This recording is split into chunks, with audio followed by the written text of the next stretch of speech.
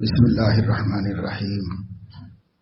إن الحمد لله نحمده ونستعينه ونستغفره ونؤمن به ونتوكل عليه ونعوذ بالله من شرور أنفسنا ومن سيئات أعمالنا. من يهده الله فلا مضل له ومن يضلل فلا هادي له. ونشهد أن لا إله إلا الله وحده لا شريك له ونشهد أن سيدنا ونبينا ومولانا محمدا عبده ورسوله صلى الله تعالى عليه وعلى آله وأصحابه وأزواجه وبارك وسلم تسليما كثيرا. أما بعد، فقد قال الله تبارك وتعالى: يا أيها الذين آمنوا قوا أنفسكم وأهليكم نارا وقودها الناس والحجارة عليها ملائكة غلاظ شداد لا يعصون الله ما أمرهم ويفعلون ما يؤمرون. وقال تعالى: ولا تهنوا ولا تحزنوا وأنتم الأعلون إن كنتم مؤمنين. صدق اللہ العظیم. اس دنیا کا نظام اللہ پاک نے اس طور پر بنایا ہے کہ ہر انسان اس دنیا کی زندگی کے ذریعے اپنی آخرت کو اور اپنے مرنے کے بعد کی زندگی کو کامیاب کرنے کی سامان کر سکے. یہ دنیا باقی رکھنے کے لیے نہیں بنائی گئی، یہ دنیا ختم کر دینے کے لیے بنائی گئی ہے. جس چیز سے وقتی کام ہوتا ہے اس کو وقتی طور پر ہی بنایا جاتا ہے اور استعمال کیا جاتا ہے. جس چیز سے دائمی کام ہوتا ہے اسے دائمی طور پر بنایا جاتا ہے. جو ہمیشہ رہنے کی چیز ہوتی ہے وہ پائیدار اور مستقل ہوتی ہے. جس چیز سے ٹیمپروری کام نکالنا ہوتا ہے وہ ناپائیدار ہوتی ہے، غیر مستقل ہوتی ہے. آخرت چونکہ ہمیشہ رہنے کے لیے اللہ تعالی نے بنائی ہے، اس لیے وہ پائیدار ہے، وہ بندوں کی جزا ہے، وہ بندوں کے اعمال صالحہ کا بدلہ ہے، وہ بندوں پر بندوں کے رب کی مہربانی اور رحمت کا عکس جمیل ہے. اللہ رب العزت وہاں اپنے بندوں کو ہمیشہ رکھنا چاہتے، اس لیے وہ پائیدار جگہ ہے. جہنم میں بھی اللہ کے باغی ہمیشہ رہیں گے، اس لیے وہ بھی پائیدار بنائی گئی ہے، دیر تک رہنے کے لیے اور مستقل قائم رہنے کے لیے بنائی گئی ہے. دنیا اس لیے نہیں بنائی گئی کہ یہاں کوئی قیام کرے، یہاں کوئی مستقل رہے، اس لیے یہ ناپائیدار جگہ ہے. اس کے اندر رہنے والے بھی فنا ہونے والے ہیں اور خود یہ کائنات بھی ایک دن فنا ہونے والی ہے.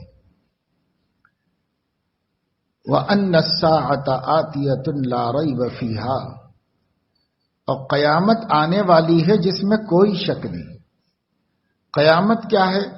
اس کی حقیقت اس ناپائیدار کائنات کا خاتمہ ہے. اس کو اللہ تعالیٰ بالکل لیا ختم فرما دیں گے.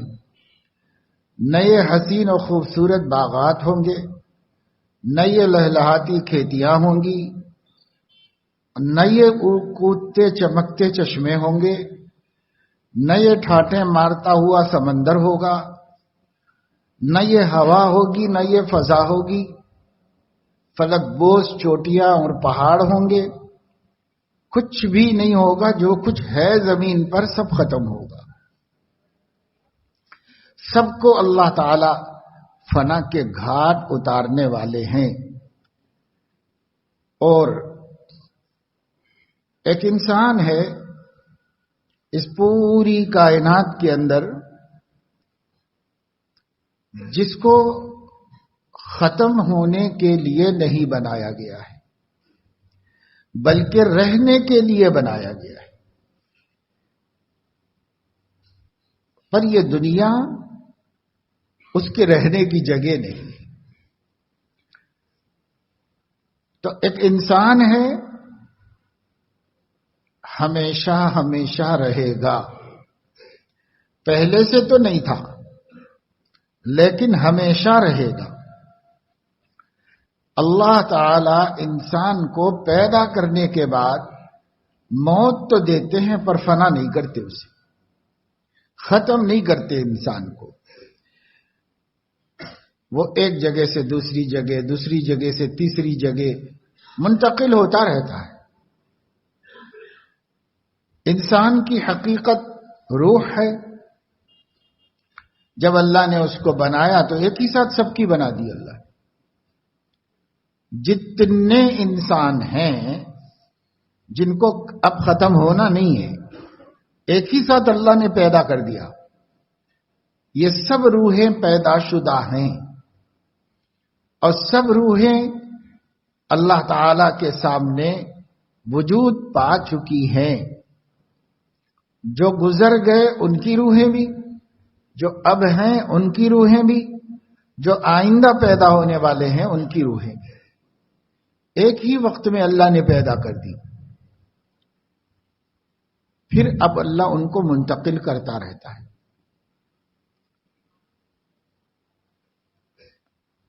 باپ کی پشت میں رکھی اللہ نے روح, پھر ماں کے پیٹ میں اللہ تعالیٰ نے منتقل فرمائی. وہاں سے اللہ رب العزت نے اس دنیا میں منتقل کیا. یہاں سے اللہ تعالیٰ برزخ میں منتقل کرتا ہے, پھر برزخ سے محشر میں منتقل فرمائے گا, اور محشر کے بعد اللہ کے فیصلے سے یا تو جنت میں رہے گا یا جہنم میں. جہاں بھی جانا اس کا طے ہوگا. ایمان والا ہوگا تو اس کا دائمی ٹھکانہ جنت ہے. عارضی طور پر جہاں مختلف عالموں سے گزر کے آیا ہے,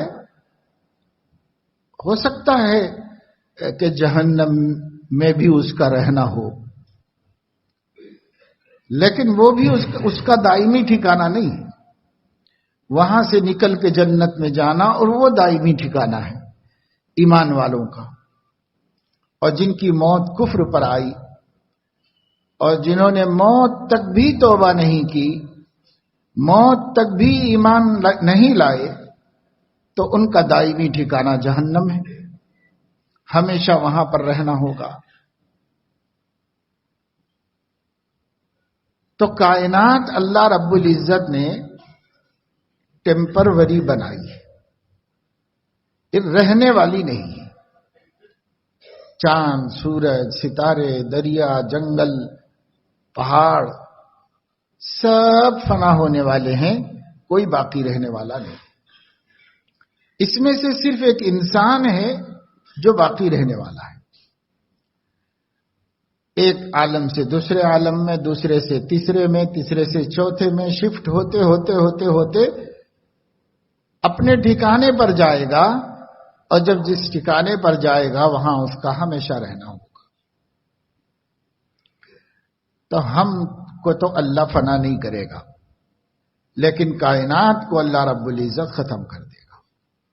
جب تک انسانوں کو اس میں رکھنا ہے اس وقت تک کے لیے یہ ہے. پھر جو برزخ ہے جہاں ہم مرنے کے بعد رہتے ہیں اس کو بھی فنا ہے, وہ بھی اسی وقت تک رہے گی جب تک اس کی ضرورت ہے. بقدر ضرورت ہر عالم ہے, اس کے بعد وہ بھی نہیں رہے گی, وہ بھی ختم ہو جائے گی. رہیں گی دو ہی جگہیں, یا جہنم یا جنت.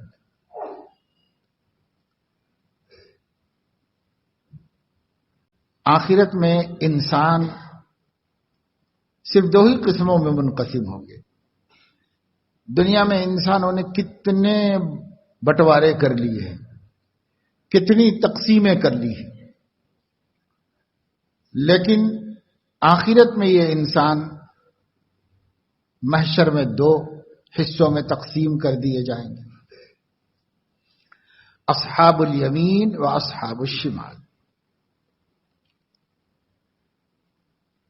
اور پھر جب اللہ تعالی فیصلے کر چکے گا تو اصحاب الجنہ اصحاب النار، دو ہی قسم کے لوگ ہیں، یا جہنمی لوگ ہیں یا جنتی لوگ ہیں. لا یستوی اصحاب النار و اصحاب الجنہ اصحاب الجنۃ هم الفائزون. ہمارے پاس دنیا میں کتنی قسمیں ہوں انسانوں کی اور کتنے طبقوں میں تقسیم ہوں، یہ سارے طبقے، یہ سارے قبیلے، یہ سارے رنگ و نسل اور یہ ساری زبانیں اور یہ سارے تقسیم کے عنوانات ختم ہو جائیں گے. بس تقسیم کے لیے دو ہی عنوان رہ جائیں گے، داہنے والے بائیں والے، دو ہی عنوان رہ جائیں گے. جو حق تعالی شانہ کے داہنے ہیں یا جن کے داہنے ہاتھ میں اعمال نامہ دیا گیا ہے،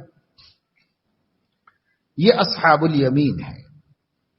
وَأَصْحَابُ الْيَمِينِ مَا أَصْحَابُ الْيَمِينِ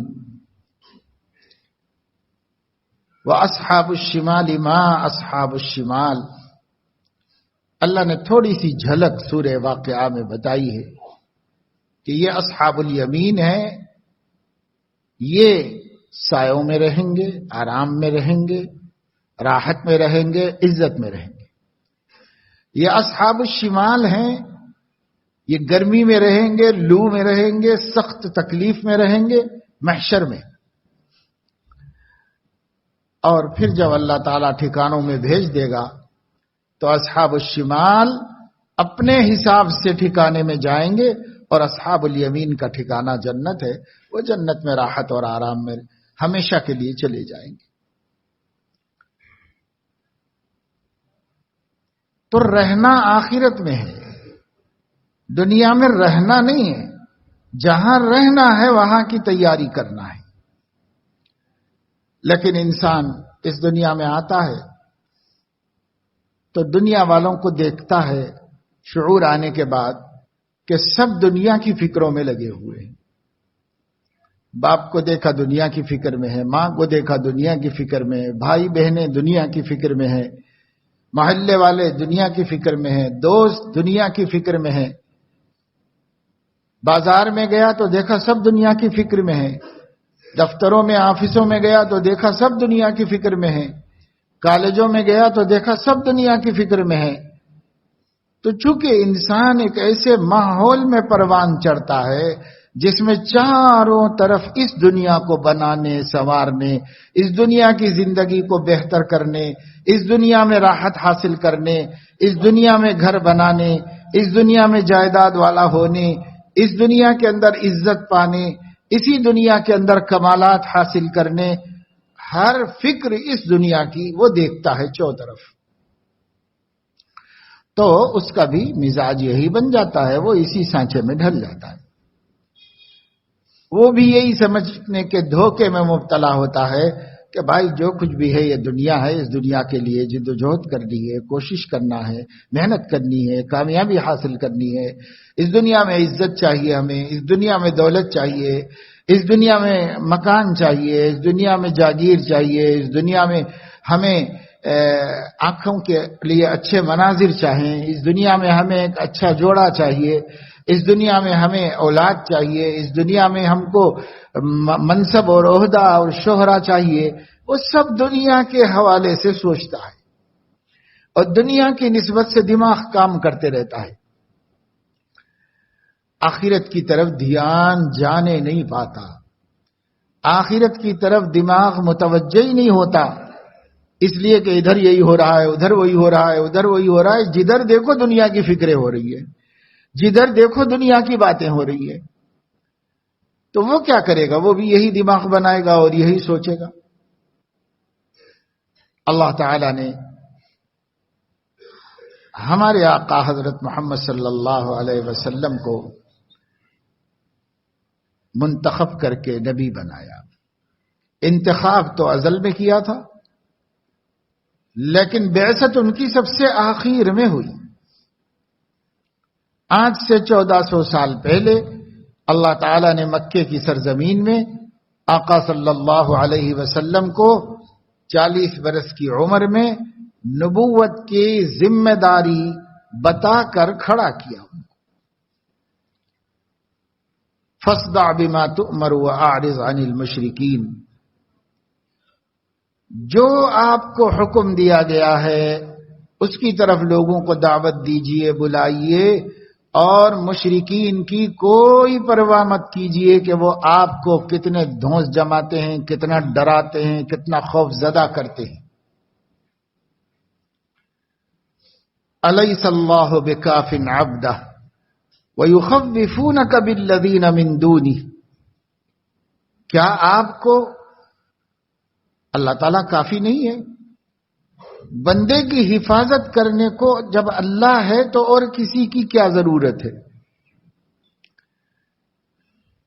اللہ اپنے بندے کے لیے یعنی سیدنا محمد رسول اللہ صلی اللہ علیہ وسلم کے لیے کافی ہے۔ الیس اللہ بکاف عبدہ ویخوفونک بالذین من دونہ، اور حال یہ ہے کہ لوگ آپ کو غیر اللہ سے ڈرا رہے ہیں۔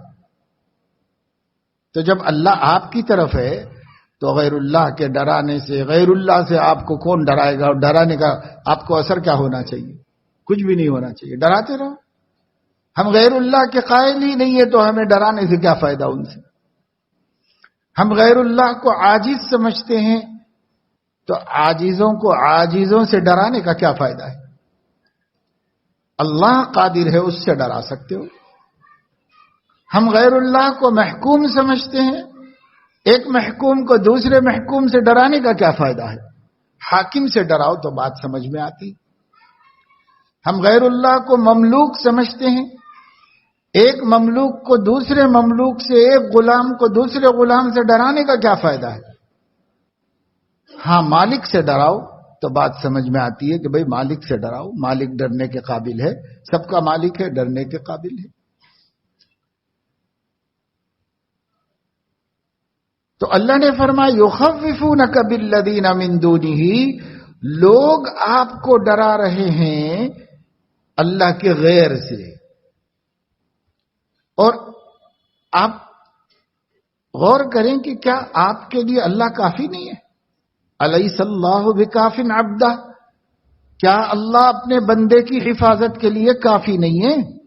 اللہ پوری کائنات کی حفاظت کرتا ہے، آپ کے اکیلے کی حفاظت کیا مشکل ہو جائے گی؟ اللہ تعالیٰ آپ کی حفاظت کے لیے اللہ کافی ہے۔ اور ایک بات ذہن میں آئی، آپ لوگوں کو بتا دوں کہ یہ جو آیت ہے الیس اللہ بکاف عبدہ،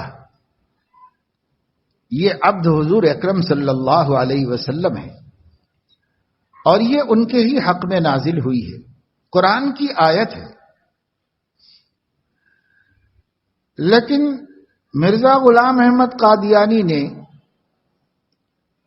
جو اناپ شناپ بکواس جمع کر کے اس کا نام تذکرہ رکھا ہے اور اسے اللہ کی دی ہوئی کتاب قرار دیا ہے، نعوذ باللہ، اس میں جگہ جگہ قرآن کی اسی آیت کو اپنے حق میں بتایا ہے، الیس اللہ بکاف عبدہ، جگہ جگہ اس کا ذکر کیا۔ یہ میرے بارے میں مجھ سے اللہ نے کہا ہے کہ اللہ تیرے لیے بہت کافی ہے۔ تو مرزائیوں کے گھروں میں، ان کی دکانوں میں، ان کے دفتروں میں یہ آیت آویزاں ہوتی ہے، الیس اللہ بکاف عبدہ۔ ان کے پاس عبد سے مراد ان کا گرو گھنٹال ہے، اسی شیطان کو وہ عبد مراد لے کر یہ آیت اس کے حق میں سمجھتے ہیں اس لیے کسی کے ایک بھی گھر میں باقاعدہ طور پر الیس اللہ بکاف عبدا لکھا ہوا بڑا خوبصورت تغرا لگا ہوا دکھے تو یہ ڈاؤٹ فل ہے. یہاں غور کرنا چاہیے کیا بات ہے, کیوں لکھا ہوا ہے, تحقیق کی ضرورت ہے.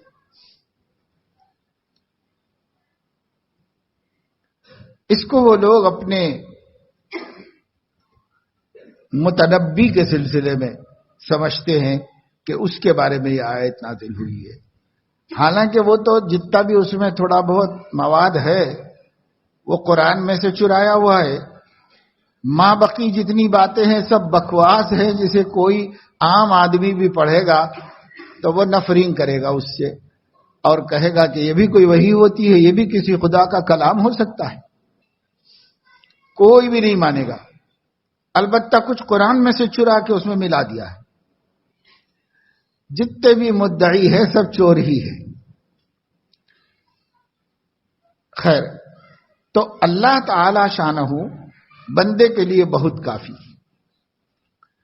اور حضور اکرم صلی اللہ تعالی علیہ وسلم سے فرمایا فاصدع بما تؤمر واعرض عن المشرکین. کسی کی پرواہ کیے بغیر آپ کو جس چیز کا حکم دیا گیا ہے آپ اس پر لگے رہیں. یعنی توحید پہ قائم رہیں, توحید کی دعوت دیتے رہیں, خود بھی جمے رہیں, دوسروں کو بلاتے رہیں اس کی طرف, آپ اس کام میں لگے رہیں. تو حضور اکرم صلی اللہ علیہ وسلم ایک کام شروع کی. اس کام کی حقیقت کیا ہے کہ بندے اپنی فطرت میں توحید ہی لے کر آئے ہیں.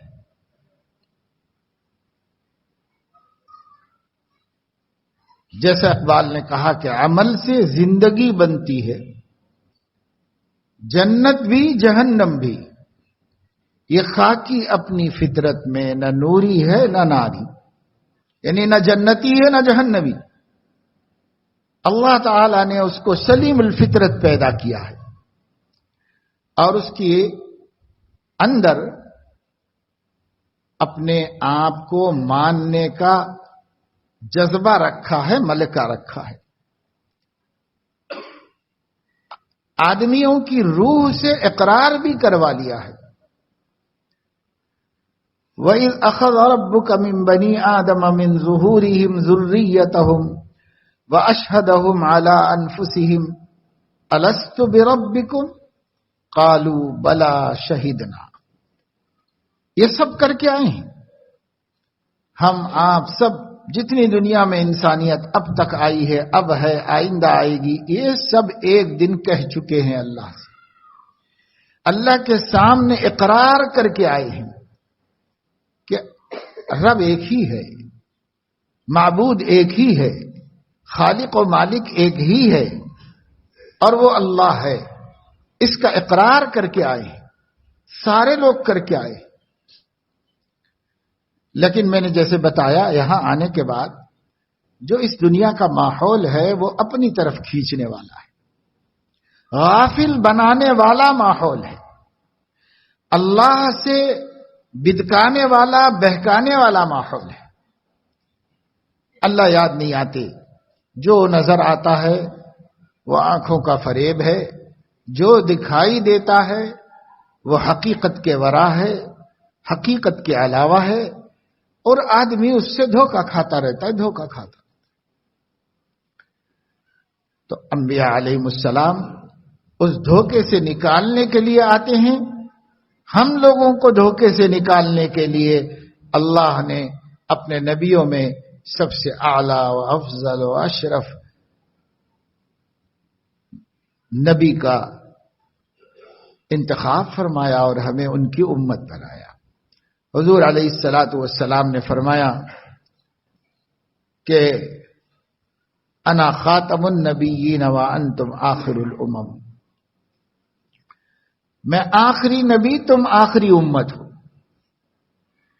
کیونکہ نبی بدلتا ہے تو امت بدلتی ہے, جب نبی بدلنا نہیں تو امت بدلنا نہیں. اس لیے میں آخری نبی، تم آخری امت، تو ہم آخری نبی کی آخری امت ہیں. ہمارے نبی نے بھی ہمیں غفلتوں سے نکالا ہے، اور غفلت میں دوبارہ نہیں پڑھنے کا طریقہ بھی سکھایا ہے. وہ تو ہمیشہ نہیں رہیں گے، ہر نبی کی طرح ان کو ایک دن جانا ہی تھا. انک میت و انہم میتون. اے نبی صلی اللہ علیہ وسلم، آپ بھی مرنے والے ہیں، اور آپ سے پہلے جتنے نبی آئے تھے ان کو موت آئی تھی. جب سارے انبیاء کو آئی ہے، آپ کو بھی آئے گی. تو ان کو ہمیشہ تو نہیں رہنا تھا اس دنیا میں، ایک عمر لے کے آئے تھے، وہ عمر پوری کر کے دنیا سے تو پردہ کرنا تھا. یہاں سے جانا ہے، اس دنیا سے جانا تھا. ایک مرتبہ موت آتی ہے، پھر اس کے بعد یہ موت نہیں آتی. یہ ایک ہی مرتبے کی موت ہوتی ہے. اور وہ جو قرآن میں ہے 2 موتیں اور 2 زندگیاں. تو جب ہم جان نہیں ڈالے گئے تھے، ایک قطرے ناپاک تھے، ایک خون کی پھٹکی تھے، ایک گوشت کا لوٹڑا تھے، ایک شکل جسم کی بنا دیے گئے تھے، تو ہم مردہ تھے. اس وقت تک زندہ نہیں تھے، مردہ تھے. پھر اس کے بعد زندہ ہوئے، پھر اس کے بعد موت آئی، دوبارہ مردہ بنے، پھر اس کے بعد زندہ ہوں گے. تو 2 زندگیاں 2 موت. ربنا امتنا اثنتین واحییتنا اثنتین فاعترفنا بذنوبنا فهل الى خروج من سبیل. کفار کہیں گے اللہ تعالیٰ سے، کفار اللہ تعالیٰ سے یہ کہیں گے، قالوا ربنا امتنا اثنتین واحییتنا اثنتین فاعترفنا بذنوبنا فهل الى خروج من سبیل. اللہ پاک، آپ نے ہمیں 2 مرتبہ مردہ رکھا، 2 مرتبہ زندگی دی. اب ہمیں اپنے گناہوں کا اعتراف ہے، اب ہمیں اپنی کوتاہیوں اور غلطیوں کا اقرار ہے. کیا کوئی راستہ ہے کہ ایک دفعہ اور ہمیں مہلت مل جائے کہ اپنی آخرت بنا لیں، اپنی تیاری کر لیں؟ فہل الی خروج من سبیل، ہے کوئی راستہ؟ اللہ فرمائیں گے کہ بھائی راستہ تو وہ ایک ہی تھا جو ہم نے تمہیں دیا تھا. اس لیے اس زندگی کا ہر سانس ایک گولڈن چانس ہے. ہر سانس سے اللہ کو مناؤ، ہر سانس سے آخرت کو بناؤ.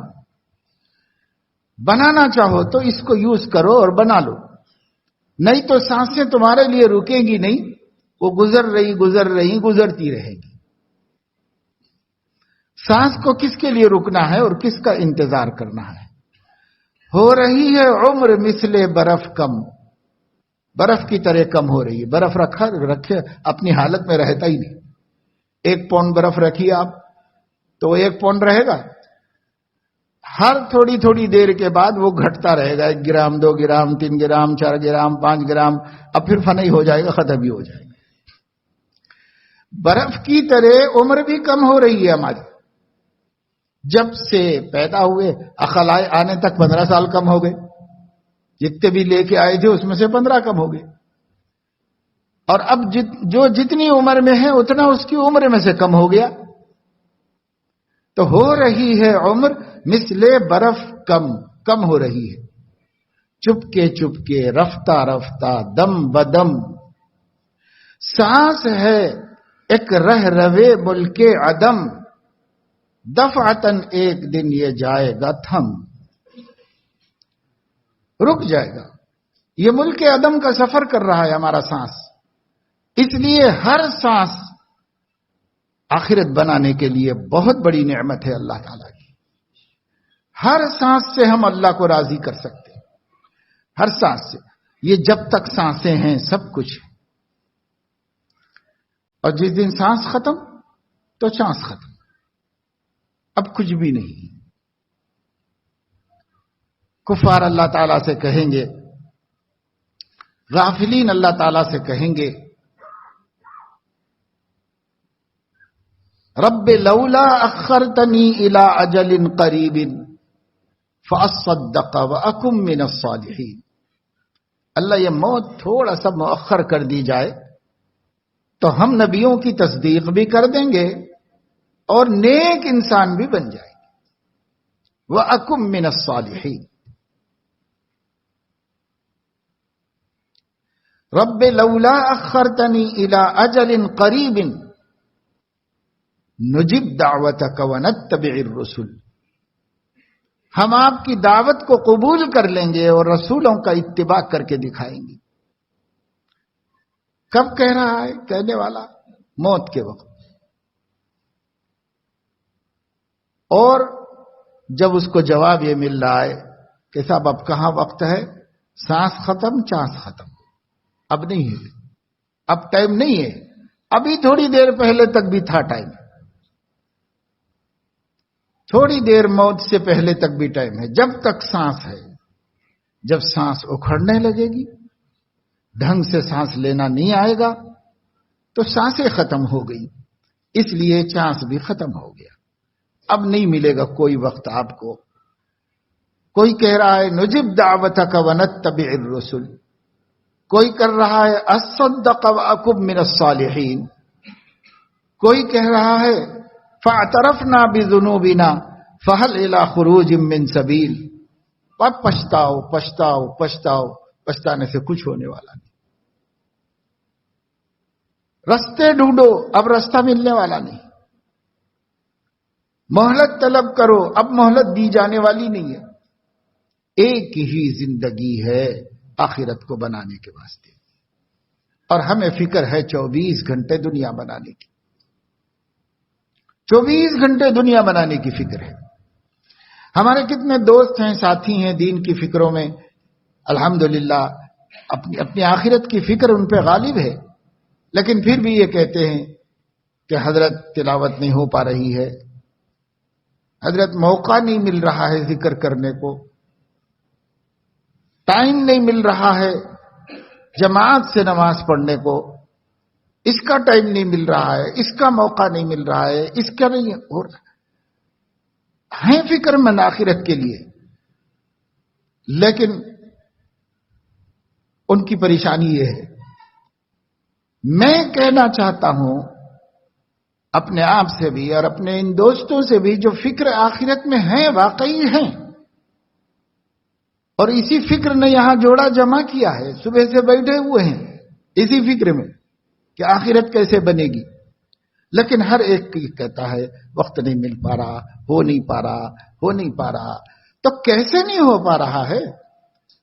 اگر ہم اس کام کے لیے نہیں پیدا کیے گئے ہیں تو چلو ٹھیک ہے، جس کام کے لیے پیدا کیے گئے وہ کرو، تو پہلے عقیدہ بدلنا پڑے گا، نعوذ باللہ، اسلام والا عقیدہ، نبی والا عقیدہ چھوڑنا پڑے گا، اور کہنا پڑے گا کہ نہیں، مجھے دنیا بنانے کے لیے ہی پیدا کیا گیا ہے، اس لیے میرے لیے وہ ضروری ہے، اگر اس کے بعد ٹائم ملے گا تو میں آخرت کی فکر کروں۔ تو یہ تو ایمان میں باقی بھی نہیں رہے گا آدمی، اگر ایسی بات کا دعویٰ کرے گا تو کافر ہی ہو جائے گا، مسلمان ہی باقی نہیں رہے۔ ہم یہ عقیدہ نہیں بدل سکتے، ہم میں سے ہر ایک یہ مانتا ہے کہ میں آخرت بنانے کے لیے پیدا کیا گیا ہوں، میں اللہ کو راضی کرنے کے لیے پیدا کیا گیا ہوں، مجھے مرتے ٹائم میں پچھتانا نہیں ہے، مرنے سے پہلے مجھے اپنا کام کر لینا ہے، میں اسی کام کے لیے بھیجا گیا ہوں۔ یہ عقیدہ رکھتے ہوئے بھی پھر کیسے ہم یہ کہہ رہے ہیں کہ آخرت کی فکروں کے لیے ٹائم نہیں مل رہا ہے، مرنے کے بعد کی زندگی کے لیے وقت نہیں مل رہا ہے؟ تو بھائی تم اس کے لیے جس کام میں مصروف ہو اس کے لیے تو پیدا نہیں ہوئے ہو، پیدا کیے گئے ہو آخرت بنانے کے لیے، ہمیں اسی دنیا میں بنانا ہے آخرت کو، ایک ایک لمحہ اسی میں لگانا ہے۔ ہاں یہ اللہ کا کرم ہے کہ چونکہ ہمیں کچھ دن اس دنیا میں رہنا ہے، جتنے دن بھی رہنا ہے، کچھ اپنے زندگی کے تقاضے ہیں، کچھ جسم کے تقاضے ہیں، کچھ اپنی ذات کے تقاضے ہیں، ان تقاضوں کو پورا کرنا ہمارے دین میں داخل کر دیا اللہ تعالیٰ نے، ہمارے دین کا ایک حصہ بنا دیا۔ اس دنیا کی زندگی کے تقاضوں کو پورا کرنا، پیٹ ہے ہمارا، اس کے تقاضے ہیں، ان تقاضوں کو پورا کرنا ہے، کیونکہ کرنا ہی پڑے گا۔ بھوک لگتی ہے، پیاس لگتی ہے، یہ تقاضے کو پورا کرنا پڑے گا ہم کو۔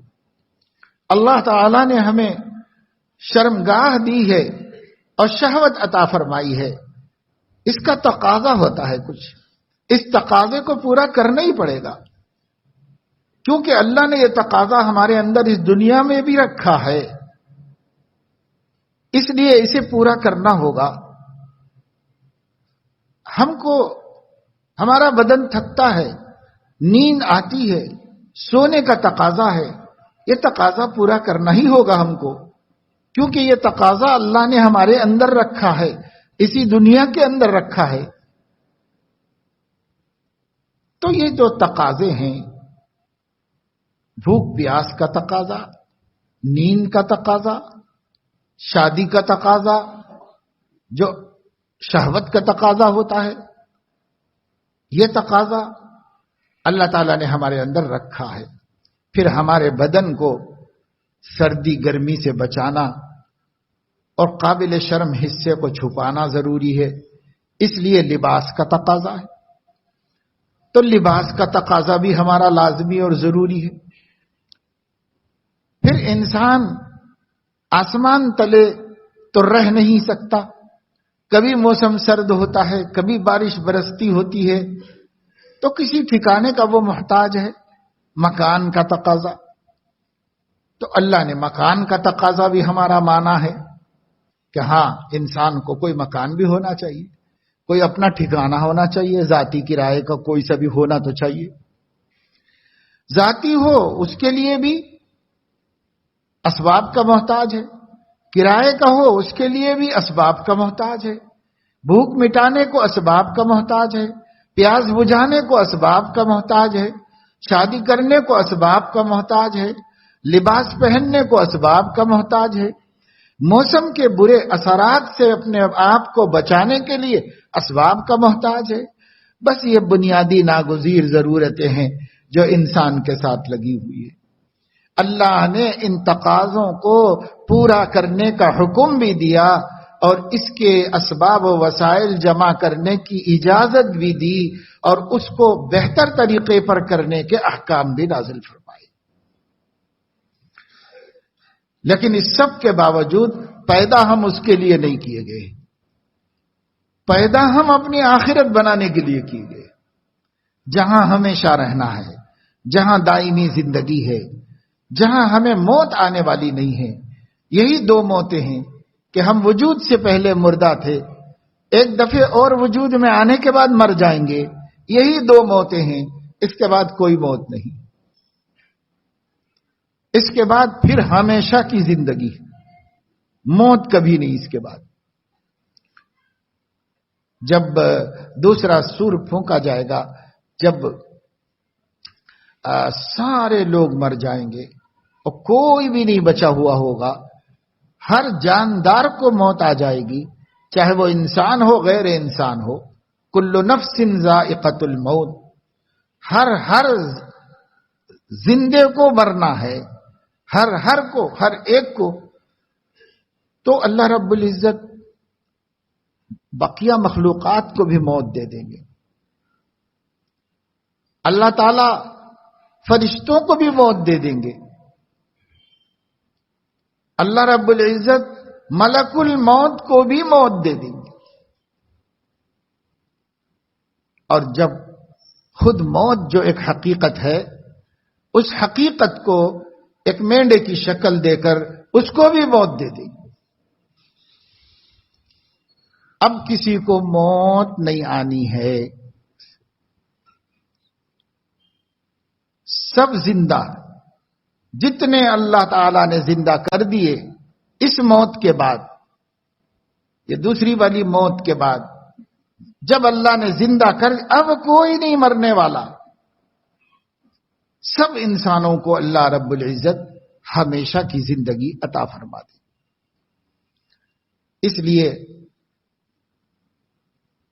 اس زندگی کو اگر اچھی بنایا ہے تو اچھی زندگی ملے گی، اور اگر نہیں بنا سکے تو بھگتان بھگتنا ہوگا، اور ہم اللہ کی سزا کو، عقاب کو، عتاب کو، پکڑ کو برداشت نہیں کر سکتے۔ ہمارے اندر طاقت نہیں ہے برداشت کرنے کی، وہ سخت سزا ہے، ایسی سزائیں جس کا تصور کر کے بھی رونگٹے کھڑے ہو جاتے۔ جہنم میں ڈالے جائیں، خدا نخواستہ جہنم کے اندر آگ ہی آگ ہے۔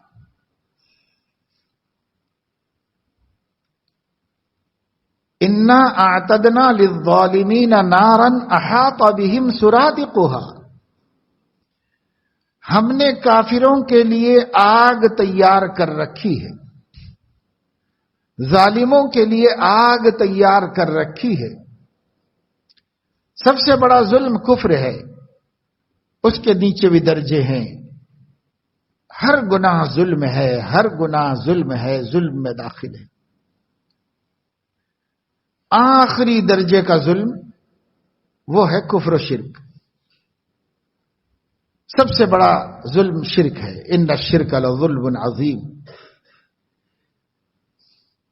تو ہم نے ظالموں کے لیے آگ تیار کی ہے، ایسی آگ کہ اس کے اطراف جو باڑ ہے، دیواریں ہیں اس کی، جو اس کو احاطہ کرنے کے لیے پردے بنائے گئے ہیں، وہ بھی آگ کے ہیں۔ احاط بهم سرادقها ان يستغيثوا يغاثوا بماء كالمهل يشوي الوجوه، اگر گرمی کی شدت سے پانی مانگیں گے تو 500 برس تک تو فرشتہ پلٹ کے بھی نہیں دیکھے گا۔ جہنم کا داروغہ چیختے چلاتے رہیں گے، وہ خود اتنا سخت مزاج ہے کہ اللہ تعالی فرما رہے ہیں جہنم پر جو ہم نے داروغہ مقرر کیے ہوئے ہیں وہ تند خو ہیں، سخت مزاج ہیں۔ علیہا ملائکۃ غلاظ شداد، بہت غلیظ یعنی سخت مزاج ہے، اور شدید ہے، تو غلیظ ہیں، شدید ہیں، جس کا ترجمہ ہے تند خو اور سخت مزاج۔ ذرا ان کو پرواہ نہیں ہوگی کہ لوگ پیاس سے پکار رہے، چیخ رہے، چلا رہے، کچھ بھی اثر نہیں ہوگا ان کو۔ 500 سال کے بعد فریاد رسی کریں گے، کیا بات ہے بھائی، کائے کے لیے اتنا چیخنا چلانا ہو رہا ہے؟ تو وہ لوگ کہیں گے ہمیں پانی چاہیے، تو فرشتہ ان کو پانی دے گا۔ کیسا پانی دے گا؟ بِمَاءٍ كَالْمُهْلِ يَشْوِي الْوُجُوهِ، کھولتا ہوا پانی جس سے چہرے جھلس جائیں گے، ایسا پانی ان کو دیا جائے۔ بئس الشراب وساءت مرتفقا، اللہ فرما رہے ہیں بہت برا پینے کی چیز ہے، اور وہ بہت برا ٹھکانہ ہے جہاں آدمی جہنم کے نام سے پہنچتا ہے۔ بدترین ٹھکانہ اور بدترین پانی جو اس کو دیا جائے گا، کھولتا ہوا پانی، یشوی الوجوہ، چہرے جھلس جائیں گے اور جل جائیں گے۔ یہ قرآن کہہ رہا ہے کہ جہنم میں یہ ہے، جہنم میں یہ تکلیفیں ہیں، یہ اذیتیں ہیں، یہ مصیبتیں ہیں جہنم کے اندر۔ اور جب اللہ بیان فرما رہا ہے تو اس میں شک کیا ہے، شبہ کیا ہے؟ دوسری جگہ قرآن میں فرمایا اتنا گرم اور کھولتا اور کڑوا پانی ہونے کے باوجود پئیں گے، کیونکہ پیاس ان کو ستا رہی ہوگی، اس کو بھی پینے کے لیے تیار ہو جائیں گے اور ایسا گرم پانی پی لیں گے، نتیجہ کیا ہوگا؟ تقطع امعاؤہم، آنتیں کٹ کٹ کے باہر نکل جائے گی،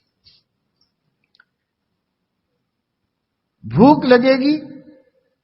اہل جہنم کا طعام زقوم ہے، کانٹے دار کڑوا پھل،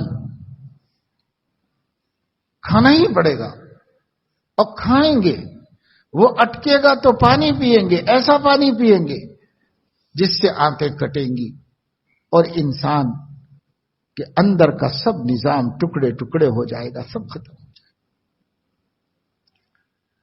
آگ ان کو جلائے گی، باہر کی آگ تو جو اندر حرام کھا کے رکھا ہوا ہے، وہ حرام خوری کی اندر کی آگ وہ بھی بھڑک جائے گی، باہر کی آگ سے اندر کی آگ بھڑک جائے گی، پھر وہ آگ آدمی کے آنکھوں سے، ناک سے، منہ سے، پیشاب پخانے کے سوراخوں سے باہر نکل رہی ہوگی، آگ کی لپٹیں، جیسے کسی بند چیز میں آگ چل رہی ہو تو کسی سوراخ میں سے باہر آنا شروع ہو جاتی ہیں لپٹیں، ایسے یہ اندر کی آگ باہر آ رہی ہوگی اس کی۔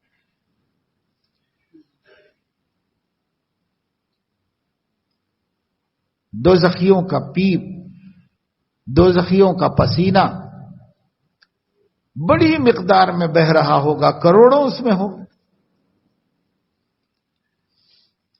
وہ سب کسی جگہ جمع ہو رہا ہوگا، وہاں سے لا کر کے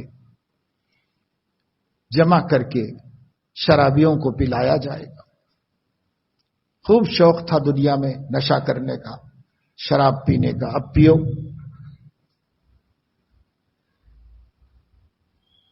طرح طرح کے عذابوں کا ذکر قرآن و حدیث میں آیا ہے۔ قرآن مجید میں بھی اللہ رب العزت نے جگہ جگہ جہنم کا ذکر کیا ہے۔ جہنم میں آدمی کہے گا صاحب اتنی سخت آگ ہوگی تو جب ڈالے جائیں گے تو تکلیف ہوگی، اور دیکھتے دیکھتے قصہ ختم ہو جائے گا ہمارا۔ تو اللہ نے بتا دیا کہ ایسا نہیں ہونے والا ہے۔ کلما نضجت جلودہم بدلناہم جلودا غیرہا، کھالیں جلتی رہیں گی، نئی بنتی رہیں گی، جلتی رہیں گی، نئی بنتی رہیں گی، جلتے رہنا ہے، اور جلنے کی ٹیس رکنے کا نام نہیں لے کہ چلو ایک دفعہ جل کے ختم ہو جائیں گے، قصہ ختم۔ جلتے رہیں گے، جلنا ختم نہیں ہوگا۔ نار اللہ الموقدۃ التی تطلع علی الافئدہ، وہ دہکائی ہوئی آگ جو کھال کو جلاتے جلاتے قلوب تک پہنچ جائے گی اور دلوں کو بھی جلائے گی، تب بھی آدمی مرے گا نہیں، ختم نہیں ہوگا۔ لا يموت فیہا ولا یحیا، نہ موت کا سناٹا نہ زندگی کا سکون، تڑپنا ہی تڑپنا ہے، مصیبت ہی مصیبت ہے، آگ ہی آگ ہے، چیخنا چلانا ہے۔ لہم فیہا زفیر و شہیق، زفیر و شہیق گدھے کے چیخنے کی آواز ہے، کبھی آہستہ چیختا ہے، کبھی زور سے چلاتا ہے۔ ان کے جہنم میں ایسی آوازیں نکل رہی ہوگی جیسے گدھا چلاتا ہے، گدھوں کی طرح جہنم میں چلا رہے ہوں۔ یہ سب مصیبتیں ان کے لیے ہے جو یہ سمجھتے رہے کہ زندگی عیش کرنے کو دی گئی ہے، آخرت سے کیا لینا دینا ہے، آخرت کی ہمیں کیا فکر ہے، آخرت جب آئے گی تب دیکھا جائے گا۔ تو آنے کے بعد کہاں موقع ہے؟ ایک قیامت اجتماعی طور پر آنے والی ہے، اور ایک قیامت ہر انسان کی موت ہے۔ من مات فقط قامت قیامتہ، جو مر گیا اس کی قیامت تو آ گئی، ابھی اس کی قیامت آ گئی ہے۔ قیامت کیا ہے؟ قیامت کے بعد آدمی اس عالم سے عالم آخرت میں جا رہا ہے۔ جو مر گیا اس کی قیامت قائم ہو گئی، اور کائناتی قیامت بھی ایک دن قائم ہو جائے گی۔ تب تک کون رہے گا کون نہیں رہے گا، لیکن ہم تو مرنے والے ہیں۔ کتنوں کو ہم نے لے جا کے اپنے کندھوں پر منزل مقصود تک پہنچا دیا، کتنوں کو ہم نے قبروں میں اتارا، کتنوں کے اوپر ہم نے منہا خلقناکم وفیہا نعیدکم کہہ کہہ کر مٹی ڈال دی اس کے اوپر، لیکن یہ نہیں سوچا یہ آیت اس کو سنانے کے واسطے نہیں ہے، یہ آیت ہم کو اپنے کو سنانے کے واسطے ہے کہ دیکھ لو آنکھوں سے، منہا خلقناکم، اسی مٹی سے ہم نے تم کو پیدا کیا ہے، وفیہا نعیدکم، اسی مٹی میں تم کو لوٹائیں گے، ومنها نخرجکم تارۃ اخری، پھر اسی مٹی میں سے ہمیں تمہیں دوبارہ نکال کے کھڑا کریں گے۔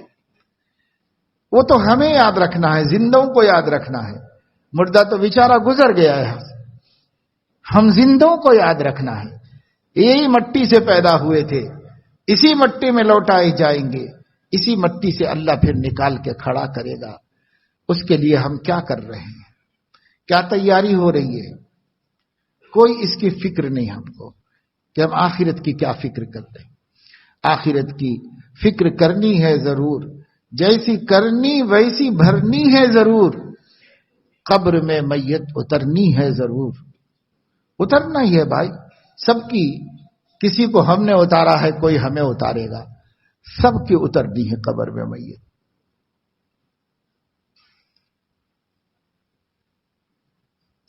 حضرت شاہ وسیع اللہ صاحب رحمت اللہ علیہ پڑھا کرتے تھے، پھول کیا ڈالو گے تربت پر میری، تم سے خاک بھی نہ ڈالی جائے گی۔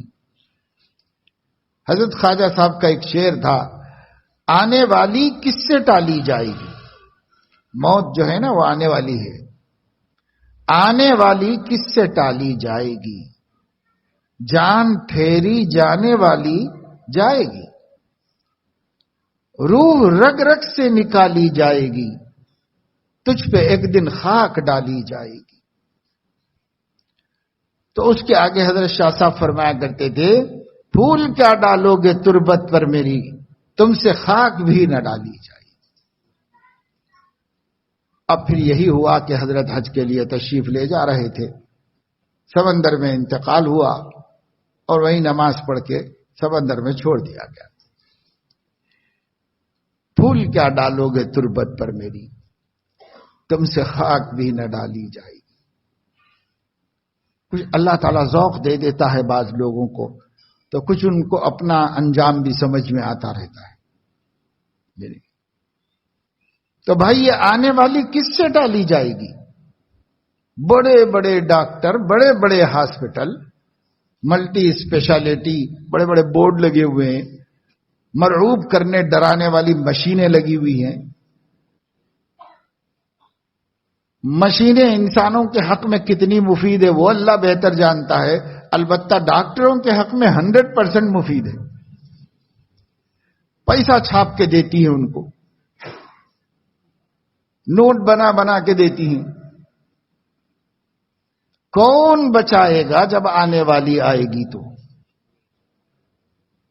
وینٹیلیٹر بچائے گا، بڑی بڑی مشینیں ہیں بتائے گا۔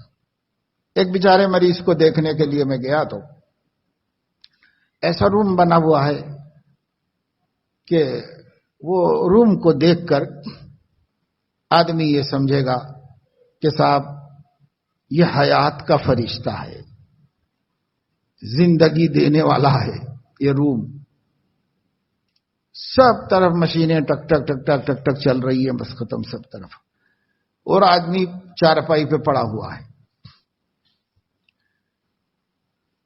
اس طریقے سے اس کو سیٹ کر دیا گیا ہے، بجائے انجیکشن لا کے جسم میں دینے کے، انجیکشن لا کے اس میں ٹھونس رہے ہیں، دوسری لا کے اس میں ٹھونس رہے ہیں، اس میں ٹھونس رہے ہیں، وہ جا رہی ہے دوا اس کی ہو رہی ہے، بس ختم۔ یہی فریب ہے اور کیا ہے۔ پہلے دوسرا طریقہ تھا، اب دوسرا طریقہ بنا دیا۔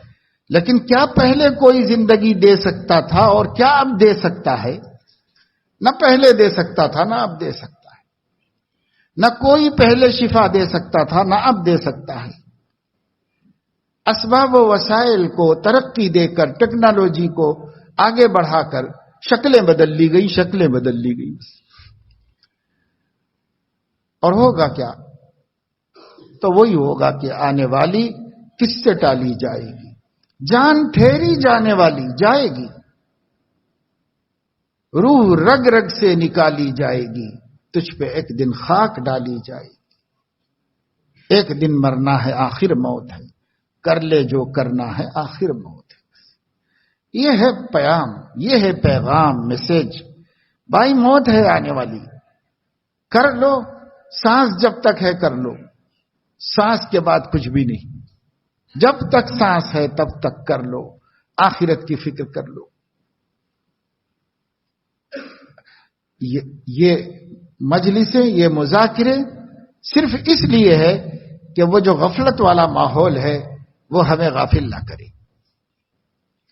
باہر والا ماحول، کمانے والا ماحول، بازار والا ماحول، بے حیائی و بے حجابی والا ماحول،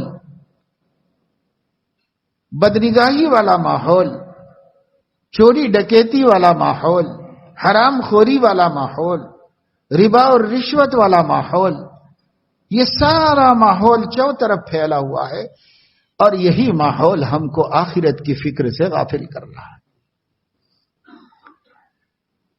علاج کیا ہے؟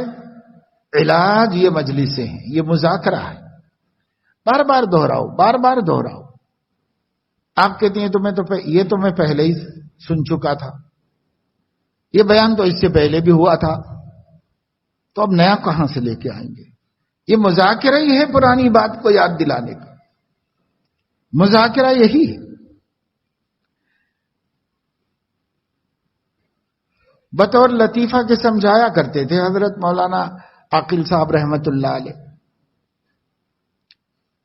تو حضرت نے فرمایا کہ میں ایک مرتبہ ایک علاقے میں گیا اور وہاں سیرت النبی صلی اللہ علیہ وسلم کا بیان کیا۔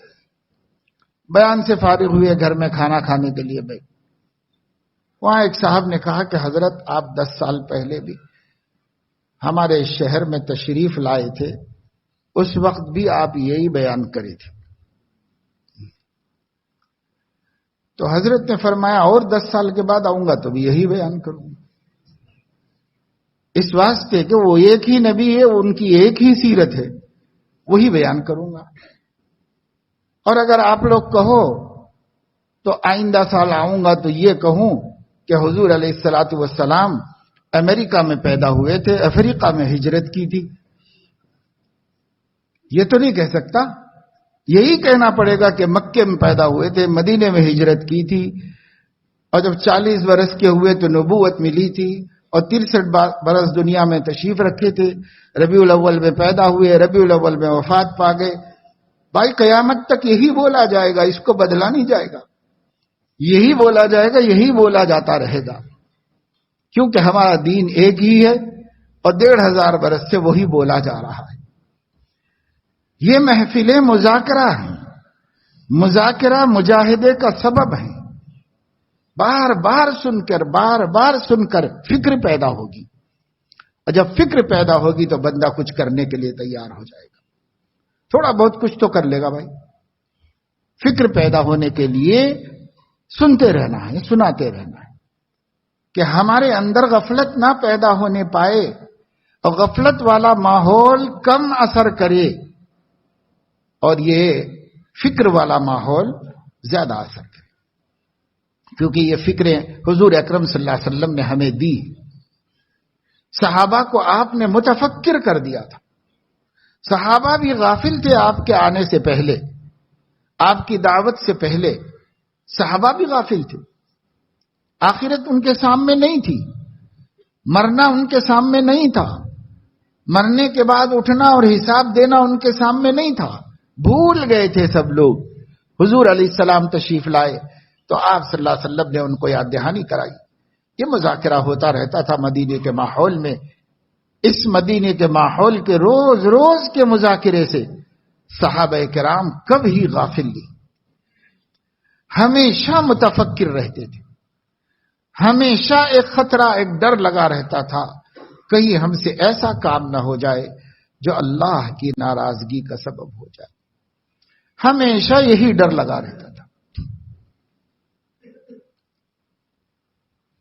یہ اللہ کا غم ہے. من جعل الہموم ہما واحدا کف اللہ عن ہمومہ، جو دنیا کے سارے غموں کو آخرت کے غم میں ٹھونس دے، اللہ دنیا کے غموں کی طرف سے کافی ہو جائے گا. اللہ کافی ہو جائے گا، وہ دیکھ لے گا سب ہمارے، کیونکہ ہماری دنیا کا تو اس نے ذمہ داری لے رکھی، اس لیے وہ دیکھ لے گا. مومن کا سب سے بڑا غم آخرت کا درست کرنا ہے، آخرت کو بنانا اور سنوارنا ہے. یہ ہمت اور حوصلے کا کام ہے. صحابہ کرام اسی فکر میں جیتے رہے، اسی فکر میں. آپ نے حدیثیں سنی ہوگی، نبی پاک صلی اللہ علیہ وسلم کی حیات طیبہ کے آخری دنوں ہی سے مسلمانوں کی معاشی زندگی بہتر ہونے لگی تھی. پھر صدیق اکبر کا دور تو بہت مختصر سا ہے، لیکن عمر فاروق کے دور میں فتوحات ہوئیں، بڑے بڑے ملک فتح ہوئے، اور بڑی بڑی غنیمتیں آئیں، اور جزیے آئے، اور بیت المال نہال ہو گیا،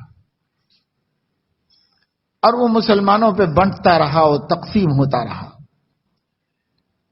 تو جو مسلمان ہیں اب ان کی حالت پہلی والی تو نہیں تھی. تابعین، اب جو لوگ مسلمان ہوئے تھے وہ خوشحال تھے، مزے میں تھے. لیکن صحابہ کرام رضوان اللہ علیہم اجمعین، ان پر آخرت کا فکر اتنا سوار تھا کہ ان کے سامنے دنیا کی نعمتیں آ جاتی، 1 سے 2 سالن ہو جاتے، 1 سے 2 قسم کا کھانا دسترخوان پر نظر آتا تو روتے تھے اور کہتے تھے کہ کہیں ایسا تو نہیں ہے کہ ہمارے آخرت کے انعامات دنیا ہی میں دے دیے جا رہے ہوں. ڈرتے تھے، رونا آتا تھا، آنکھوں سے آنسو نکلتے تھے، کیونکہ ہم سے اچھے لوگ پہلے گزر گئے، ان کو نہیں دیے گئے تھے، ہم کو دیے جا رہے ہیں. تو کہیں ایسا تو نہیں ہے کہ ان کو تو اللہ وہاں دے گا اور ہم لوگوں کو یہیں دے رہا ہو. یہ ڈر لگتا تھا ان لوگوں کو، اور اس سے ان کے اندر ایک فکر اور غم پیدا ہوتا تھا. لیکن آج ہم تو اللہ کی دی ہوئی کسی نعمت پر قناعت کرنے کے لیے تیار نہیں. حل من مزید، حل من مزید. جہنم کہے گی، جب اس میں لوگوں کو بھیجا جائے گا، بھیجا جائے گا، بھیجا جائے گا، کروڑوں کروڑ چلے جائے گی، اربوں خربوں چلے جائیں گے. پھر اللہ پوچھیں گے حلیم تلاتی، بھر گئی تو؟ وہ کہے گی حل من مزید، اور بھی کچھ ہے تو آ سکتے ہیں میرے اندر، اور بھی کچھ ہے تو بھیجیے. مانگتی رہے گی جیسے جہنم کو ہرس ہے. حل من مزید، حل من مزید. یہ انسان سے جب آخرت کی فکر غائب ہو جاتی ہے تو یہ بھی اس دنیا کے لیے حل من مزید، حل من مزید، اور کچھ دنیا مل جائے، اور کچھ مل جائے، اور کچھ مل جائے.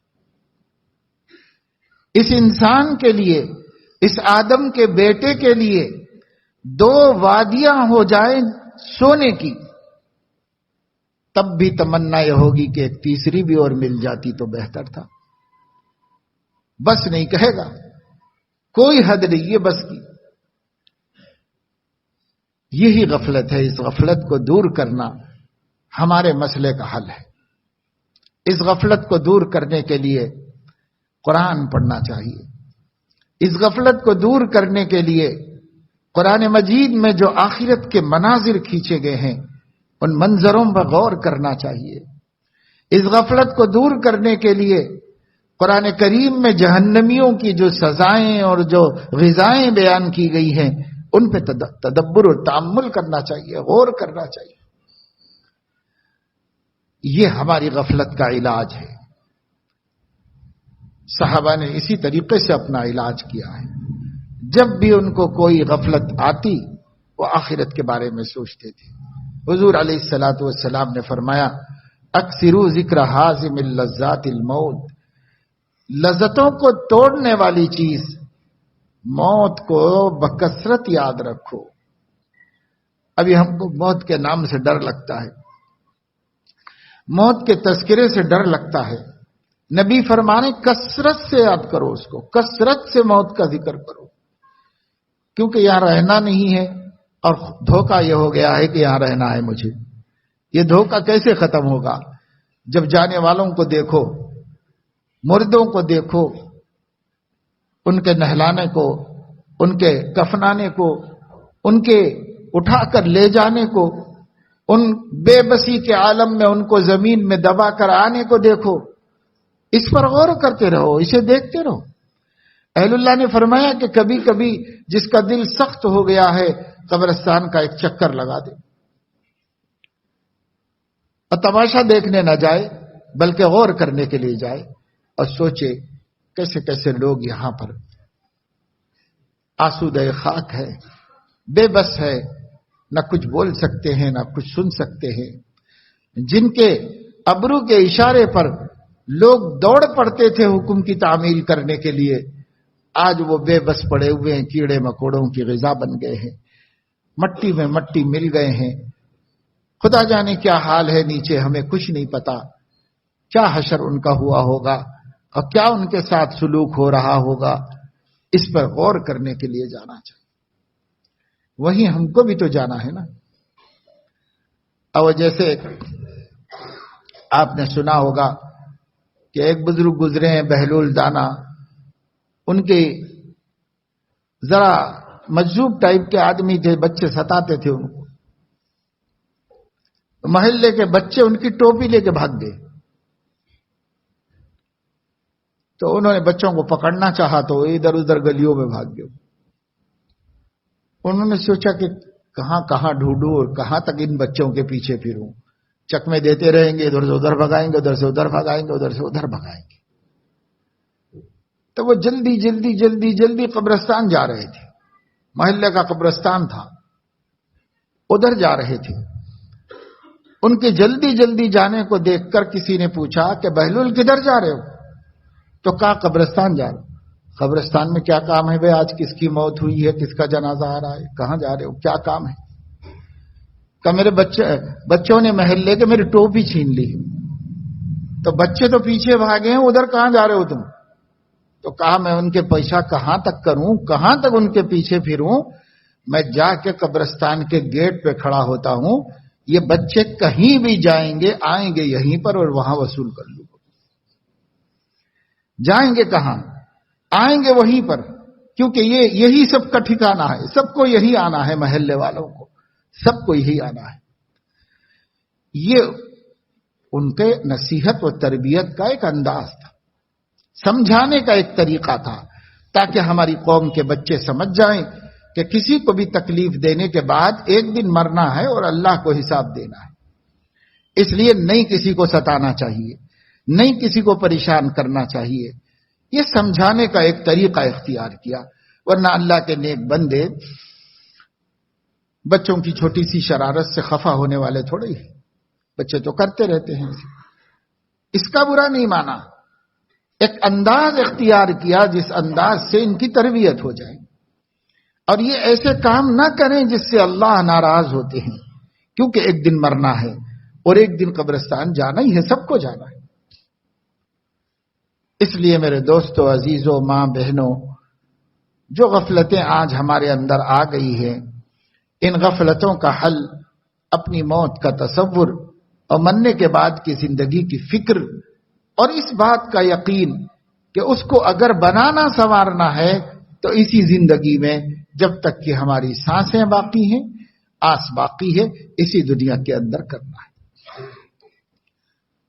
لوگ دنیا کے اعتبار سے کہتے ہیں کہ جان ہے تو جہان ہے پیارے. تو جان ہے تک ہی سب کچھ ہے، جان کے بعد کیا ہے؟ جان جانے کے بعد کچھ بھی نہیں. ابھی بہت وقت باقی ہے، ہم اپنے اللہ کو راضی کر سکتے ہیں، آخرت کی تیاری کر سکتے ہیں، مرنے کے بعد کے لیے فکر مند ہو سکتے ہیں. اگر ہم فکر مند ہوں گے تو اللہ مدد کرے گا اور اللہ تعالی ہماری زندگی کی بدحالی کو ختم کرے گا اور نیکوکاری کی توفیق نصیب فرمائے گا۔ اللہ تبارک و تعالی شانہ بڑی قدرت والا ہے، بڑی محبت والا ہے، اپنے بندوں کو بہت چاہتا ہے، اور اللہ نہیں چاہتا کہ کوئی بندہ بھی برباد ہو، اپنے سب بندوں کو کامیاب کرنا چاہتا ہے۔ اللہ تبارک و تعالی شانہ توفیق دینے کے لیے تیار ہیں، لیکن ہم توفیق لینے کے لیے تیار نہیں، توفیق لینے کے لیے ہم لوگ تیار نہیں۔ اللہ پاک توفیق دینے کے لیے 24 گھنٹے تیار، ہمیشہ تیار ہے اللہ تعالیٰ۔ توفیق لینا کیسے ہوتا ہے؟ توفیق لینے کا طریقہ یہ ہے کہ جتنی قدرت اللہ نے ہمیں نیک کام کی دی ہے، اتنی قدرت کو استعمال کر کے نیک کام کرنا اور گناہ کے کام کو چھوڑ دینا، ہماری طاقت کا ہم استعمال کر لینا، تو اللہ تعالیٰ اپنی طاقت ملا کر ہمیں کامیاب کر دے گا۔ اسی کا نام توفیق ہے۔ اللہ ہمیں کامیاب کر دے گا۔ کیسے کامیاب ہوں گے؟ وہ جو ہمارے ہاتھ میں ہے وہ تو کرے نا۔ ہمارے ہاتھ میں جتنا اللہ نے دیا ہے، آپ سوچیں گے ہمارے ہاتھ میں کتنا ہے؟ ہمارے ہاتھ میں اتنا ہے جتنے کا ہم کو مکلف بنایا گیا ہے۔ جتنی شریعت ہمیں دی گئی ہے وہ سب ہماری قدرت میں ہے۔ اگر اللہ اس پر قدرت ہمیں نہ دیتا تو اللہ ہم سے اس کا مطالبہ بھی نہ کرتا۔ قانون دیا ہے تو قانون پر چلنے کی طاقت بھی دی ہے اللہ نے۔ اس لیے شریعت اس بات کا ثبوت ہے، حلال و حرام کے احکام اس بات کا ثبوت ہے، جائز اور ناجائز کے مسائل اس بات کا ثبوت ہے کہ ہم اس پر چل سکتے ہیں، ہم اس کے مطابق عمل کر سکتے ہیں، اور اگر ہم نہیں کر سکتے تو ہمارے اللہ نے ہمیں اس کا حکم دیا ہی نہیں۔ اس لیے طاقت ہے، قدرت ہے، قوت ہے۔ دھوکے کے خول سے باہر آ جائے، اپنے بارے میں کسی دھوکے میں مبتلا نہ ہو۔ میں ایک عاجز بندہ، میں کیا کر سکتا ہوں؟ بیکار کی باتیں۔ جو کر سکتے ہو اسی کا اللہ نے تم کو حکم دیا ہے۔ اس کا حکم دینا اس بات کی دلیل ہے کہ تم یہ کر سکتے ہو، پھر عاجز پاجز کیا بولتے ہو؟ یہ کہنا چاہیے کہ انشاءاللہ میں اللہ کی توفیق سے کر سکتا ہوں، کیونکہ جب میرے مولا نے مجھے یہ گناہ چھوڑنے کا حکم دیا ہے تو چھوڑنے کی طاقت بھی دی ہے۔ میرے مولا نے جب مجھے یہ نیکی کرنے کا حکم دیا ہے تو کرنے کی طاقت بھی دی ہے۔ میں میرے مولا پہ تہمت نہیں لگاؤں گا، میں اپنے اللہ پہ جھوٹ نہیں باندھوں گا، الزام نہیں لگاؤں گا کہ مجھے طاقت نہیں ہے، وہ مجھے آرڈر کر رہا ہے، مجھے طاقت نہیں ہے، وہ مجھے حکم دے رہا ہے کہ یہ گناہ چھوڑو۔ یہ اللہ پہ تہمت ہے، اللہ کی ذات عالی پر الزام ہے، نہیں لگاؤں گا۔ ہے مجھے طاقت، میں بچ سکتا ہوں، بچو۔ ہے مجھے طاقت، یہ نیکی کر سکتا ہوں، کرو۔ کر سکتے ہیں، اسی لیے اللہ کا حکم ہے، اس لیے کرنا ہے۔ بس اتنی بات کو اپنے ذہن میں مستحضر کر لو، کام ہوتا چلا جائے گا، کام ہوتا چلا جائے گا۔ کوئی نیکی نہیں چھوٹے گی اور کوئی برائی میں مبتلا ہم نہیں ہوں گے۔ کبھی کبھی تھوڑی غفلت ہو گئی اور ہو گئے برائی میں مبتلا، یا چھوٹ گئی کوئی نیکی، اگر وقت باقی ہے تو اب بھی کر لو، اور اگر اس کا وقت نکل گیا ہے تو اللہ سے معافی کرو، توبہ کرو، استغفار کرو۔ یہی کامیابی کا راستہ ہے۔ اگر اللہ پاک ہمارے لیے توبہ نہ رکھتا تو ہمارے 99% کیا 99.9 جہنمی میں جاتے سب، کوئی نہ بچتا اگر اللہ توبہ نہ رکھتا۔ اللہ پاک نے توبہ رکھ کر اپنے بندوں کو جنتی بننے کے لیے سہولتیں پیدا فرما دی۔ بہت بڑی سہولت ہے توبہ جو اللہ تعالیٰ نے ہمیں دی ہے۔ لیکن میرے عزیزوں اور میری بہنوں بیٹیوں، یہ توبہ بھی موت سے پہلے ہی ہے۔ جب موت آ کے سامنے کھڑی ہو گئی اب تو توبہ بھی نہیں، ایمان بھی نہیں معتبر، توبہ بھی نہیں معتبر، اس سے پہلے ہی کر لینا ہے نا۔ تو جو اپنے پاس پریزنٹ ٹائم ہے، جو اپنے سامنے بالکل نقد وقت ہے، اس نقد میں کر لو، اگلے پل کا کوئی بھروسہ نہیں۔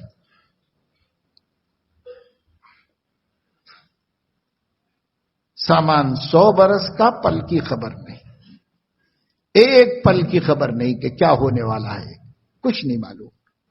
حدیث پاک میں آتا ہے کہ ایک آدمی درخت لگا رہا ہے، باغ بنا رہا ہے، پورا فارم ہاؤس تیار کر رہا ہے،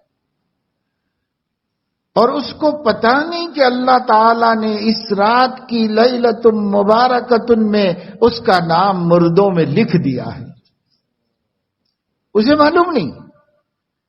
ابھی شعبان کا مہینہ آئے گا، اس کی 15ویں شب آئے گی، ابھی تو باقی ہے وقت۔ گزشتہ سال اللہ نے جو لسٹ نکالی تھی اس سال مرنے والوں کی، ابھی ہمیں کیا معلوم ہے کہ ہمارا بھی نام اس کے اندر ہوگا؟ ہمیں کیا پتا ہے گزشتہ سال کی لسٹ میں ہمارا نام نہیں ہے؟ تو فرمایا ایک آدمی باغ لگا رہا ہے اور اسے نہیں معلوم کہ اس کا نام مردوں کی لسٹ میں آ چکا ہے۔ ایک آدمی شادی رچا رہا ہے اور اسے نہیں معلوم کہ اس کا نام مردوں کی لسٹ میں آ چکا ہے۔ ایسے ایسے واقعات آنکھوں کے سامنے آتے رہتے ہیں، میڈیا میں آتے ہیں، اخباروں میں آتے ہیں۔ شادی ہوئی، ابھی رخصتی بھی نہیں ہوئی، دلہن دنیا ہی سے رخصت ہو گئی، لڑکے کو ہارٹ اٹیک ہو گیا اور ابھی شادی خانے سے گھر بھی نہیں گیا، مر گیا۔ شادی رچا رہا ہے، اسے نہیں معلوم کہ وہ مردوں کی لسٹ میں ہے، ابھی اس کو زندگی کا اللہ نے وقت ختم کر دیا ہے، نہیں معلوم۔ کیوں نہیں معلوم؟ اس لیے نہیں معلوم رکھا اللہ نے کہ پھر یہ دنیا کا نظام ہی ختم ہو جائے گا، اس لیے باغ لگنے دو، بعد والوں کو کام آئیں گے، دکان کھلنے دو، بچے سنبھال لیں گے، شادی ہو جانے دو، جتنی زندگی مقدر ہے اتنا اس سے فائدہ اٹھا لے گا، لیکن جب وقت آنا ہے تب وقت آ جائے گا، روح قبض کر لی جائے گی، کوئی نہیں روک سکتا، روح رگ رگ سے نکالی جائے گی، کوئی بھی نہیں روک سکتا فرشتے کو۔ تو ان باتوں کو سوچتے رہنا، غور کرتے رہنا اور آخرت کی تیاری کرتے رہنا، یہ ہے ہماری زندگی کا مقصد، حقیقی مقصد۔ ارشاد ربانی ہے، یا ایھا الذین آمنوا قوا انفسکم واہلیکم نارا، اے ایمان والو اپنے آپ کو اور اپنے گھر والوں کو جہنم کی آگ سے بچاؤ، جہنم کی آگ سے بچاؤ۔ وقودھا الناس والحجارہ، جہنم کا ایندھن لکڑیاں نہیں ہے، کوئلہ نہیں ہے، گیس نہیں ہے، جہنم کا ایندھن آدمی اور پتھر ہے۔ جہنم انسانوں سے دہکائی گئی ہے، جہنم پتھروں سے دہکائی جاتی ہے۔ وقودھا الناس والحجارہ، الناس والحجارہ، اس کا ایندھن آدمی اور پتھر ہے۔ علیہا ملائکۃ غلاظ شداد لا یعصون اللہ ما امرہم ویفعلون ما یؤمرون، اللہ کے حکم کے خلاف وہ فرشتے کچھ نہیں کرتے۔ جیل میں، کسی قید خانے میں آدمی لو دو کر کے اپنا کچھ کام بنا لے سکتا ہے، جیلر دنیا کی ہرس کی وجہ سے سمجھوتے کر لیتے ہیں، دنیا میں شفاعتیں چلتی ہیں، کسی بڑے آدمی کا فون آ جاتا ہے کہ بھائی وہ قیدی ہمارا آدمی ہے، تو اس کے ساتھ رعایت کرنی پڑتی ہے، راحت دینی پڑتی ہے۔ دنیا میں کوئی چیزیں ہیں جن سے کام چلایا جا سکتا ہے، توقعات رکھی جا سکتی۔ آخرت کے بارے میں اللہ نے فرمایا، یوم لا بیع فیہ ولا خلۃ ولا شفاعہ، ایسا دن جس میں خرید و فروخت نہیں ہو سکتی، ایسا دن جس میں دوستیاں کام نہیں آ سکتی، ایسا دن جس میں ریکمنڈز اور سفارشیں کام نہیں آ سکتی. لا بیع فیہ ولا خلۃ ولا شفاعہ، کچھ نہیں کام آئے گا آخرت میں. فرشتے کسی کی پرواہ نہیں کرتے، ان کو کسی چیز کی ضرورت نہیں، وہ کسی سے ڈرنے دبنے والے نہیں. یوم لا ينفع مال ولا بنون، وہ دن جس میں نہ مال کام آئے گا نہ اولاد کام آئے گی. یوم یفر المرء من اخیہ وامہ وابیہ وصاحبتہ وبنیہ لکل امرئ منہم یومئذ شأن یغنیہ. ایسا دن جس میں دوست سے بھاگے گا، بیوی شوہر سے بھاگے گی، شوہر بیوی سے، ہر ایک دوسرے کو دیکھ کے گھبرائے گا کہ صاحب کہیں یہ ہم سے کوئی مدد نہ طلب کرے، کوئی نیکی مانگنے نہ آ جائے کہ صاحب تھوڑی نیکیاں ہمیں دے دو. ہر ایک دوسرے سے بھاگ رہا ہوگا. یومئذ شأن یغنی، ہر آدمی اس دن دوسرے سے بے نیاز ہوگا، دوسرے سے بے فکر ہوگا. ایسا دن جس میں عوام تو عوام، انبیاء علیہ الصلوۃ والسلام بھی حیران و پریشان ہوں گے. ایسا دن جس میں حضرت ابراہیم علیہ الصلوۃ والسلام جیسے خلیل اور اللہ کے خاص دوست، وہ اللہ کے عرش کے پائے کو دو ہاتھوں سے تھام کر کہہ رہے ہوں گے اللہم انا ولا غیری، اے میرے پروردگار میں میرے لیے کچھ تجھ سے بھیک مانگنے آیا ہوں، میری غیر کی مجھے کوئی پرواہ نہیں. بس میں اپنی چاہتا ہوں کہ مغفرت ہو جائے، میں اپنی چاہتا ہوں کہ بخشش ہو جائے. یہ کہہ رہے ہوں گے. تب کون کس کا ہوگا؟ کوئی کسی کا نہیں ہوگا سوائے ہم سب کے آقا سیدنا و حبیبنا حضرت محمد صلی اللہ علیہ وسلم کے، کہ ان کو وہاں بھی اور محشر میں بھی پوری امت کی اور پوری انسانیت کی فکر اور ان کا غم کھا رہا ہوگا. ان کے علاوہ کسی کو کوئی نبی نہیں. میں نہیں جا سکتا اللہ کے سامنے، میں نہیں جا سکتا اللہ کے سامنے، ارے بھائی میرا ایک مسئلہ ہے کہیں وہ نہ اٹھ جائے. میں نہیں جا سکتا، پوری زندگی میں ایک معاملہ ہے کہیں وہ نہ پوچھ لیا جائے، میں نہیں جا سکتا اللہ کے سامنے. آخر میں حضور علیہ الصلوۃ والسلام فرمائیں گے انا احق و اہلہ، میں حق رکھتا ہوں اس کا اور میں ہی اہل ہوں کہ تمہاری شفاعت اللہ سے کر دوں. ان کے علاوہ کوئی نہیں ہوگا.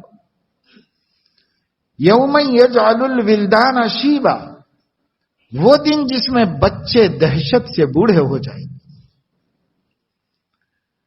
بھائی اس دن کے لیے کچھ ہے ہماری زندگی میں فرصت، کچھ وقت ہے کہ ہم اس کی بھی تیاری کر لیں. جس دن کوئی کام آنے والا نہیں، جس دن کی پکڑ جب ہو جائے گی، تو امام الانبیاء اپنی بیٹی سے فرما رہے ہیں صلی اللہ علیہ وسلم کہ بیٹی فاطمہ اور پھوپھی صفیہ اپنی آخرت کی کامیابی کا کام کر لو، تم خود تیاری کر لو. انی لا اغنی عنکما من اللہ شیئا، اگر اللہ کی پکڑ میں آ گئی میں کام آنے والا نہیں ہوں. اس دن کے لیے ہم کیا تیاری کر رہے ہیں؟ کچھ نہیں چلے گا. ہاں یقیناً جب فیصلے ہو جائیں گے، ہمارے آقا صلی اللہ علیہ وسلم اور انبیاء علیہ الصلوۃ والسلام اور اللہ کے نیک بندوں میں سے بہت سے طبقات، ان کو اللہ شفاعت کا حق دے گا، وہ سفارش کریں گے. کب؟ جب فیصلے ہو کر لوگ اپنے اپنے ٹھکانوں میں چلے جائیں گے. ان کی شفاعت جانا، پھر پرمیشن ملنا، پھر وہ آ کے ہمیں نکالنا. تب تک بھی جہنم میں کیسے رہیں گے؟ تب تک بھی ہم کیسے رہیں گے جہنم کے اندر؟ ناقابل برداشت ہے، ناقابل تصور عذابات ہیں جہنم کے اندر. اس کے لیے کوشش کر لینا ہے اس زندگی میں غفلت کو قریب آنے نہیں دینا ہے، بے فکری و بے حسی کو آنے نہیں دینا ہے. اگر ہم بے حسی کے ماحول میں رہیں گے، آہستہ آہستہ ہمارا دل پتھر ہو جائے گا. جب دل سخت ہو جائے گا، تو پھر اس سے بڑھ کر آدمی کے لیے بدنصیبی کچھ اور نہیں. فویل للقاسیۃ قلوبہم من ذکر اللہ، بربادی ہے ان دلوں کے لیے جو اللہ کی یاد سے غافل ہے، سخت ہو گئے ہیں. ثم قست قلوبکم من بعد ذلک فہی کالحجارہ، یہودیوں کی بربادی کی وجہ یہ ہے کہ ان کے دل نبیوں کی ہدایت کے بعد ناقدری کے نتیجے میں سخت ہو گئے. ان کے دل سخت ہو گئے، پتھروں سے زیادہ سخت ہو گئے. قساوت اللہ کا عذاب ہے.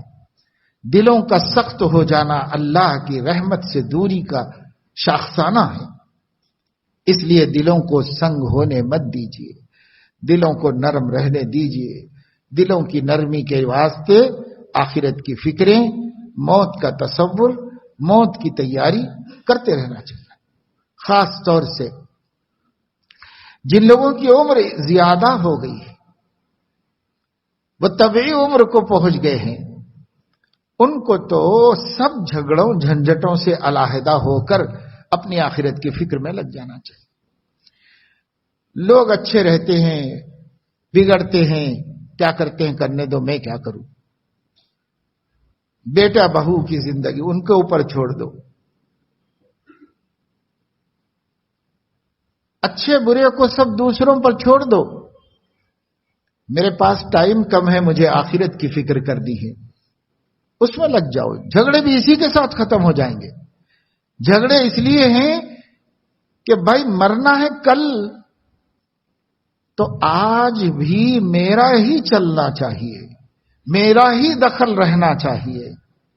اسی میں سب گھروں میں جھگڑے بنے ہوئے. سب کوئی زندگی میں ٹائم نہیں آتا جب ساس یہ کہے کہ بیٹا بہو تم اب سنبھالو، اب ہم اپنی آخرت کی فکر کرتے ہیں.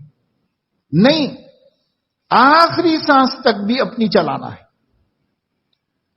اور ظاہر ہے کہ اپنی چلانے کے چکر میں وہ اپنی چلانا چاہتی ہے، وہ اپنی چلانا چاہتی ہے. سارا گھر جہنم بنا ہوا ہے. سکون کیسے ملے گا؟ اب چھوڑو بھائی، ہر آدمی کا ریٹائرمنٹ ہے، اپنا بھی ریٹائرمنٹ لے لو اور ان کے ہاتھ میں دے دو اپنا گھر، اور کہو کہ بیٹا ذرا ہمارا دیکھ لینا، خیال کر لینا، ہم اپنی آخرت کی فکر کرتے ہیں، تمہارے معاملات میں دخل نہیں دیں گے، لیکن تم ذرا ہمارا اچھا برا دیکھ لو. بس ختم، سکون سے رہو. جب ان کو آپ دے دیں گے ہاتھ میں تو وہ آپ کی خدمت بھی کریں گے، آپ کا اچھا برا بھی کہیں گے. نہیں کرنے کی وجہ تو یہ ہے کہ اب میری باری ہے مگر میرے ہاتھ میں نہیں دے رہی ہے ساس معاملے کو.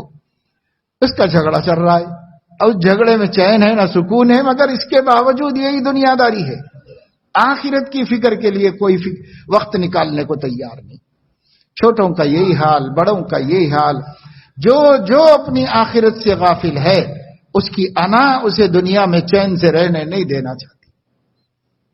اس لیے جن مردوں کی عمریں اضافہ ہو رہی ہے، جن عورتوں کی عمریں اضافہ ہو رہی ہے، خاص طور سے ان کو سب فکر آخرت کی غالب کرو.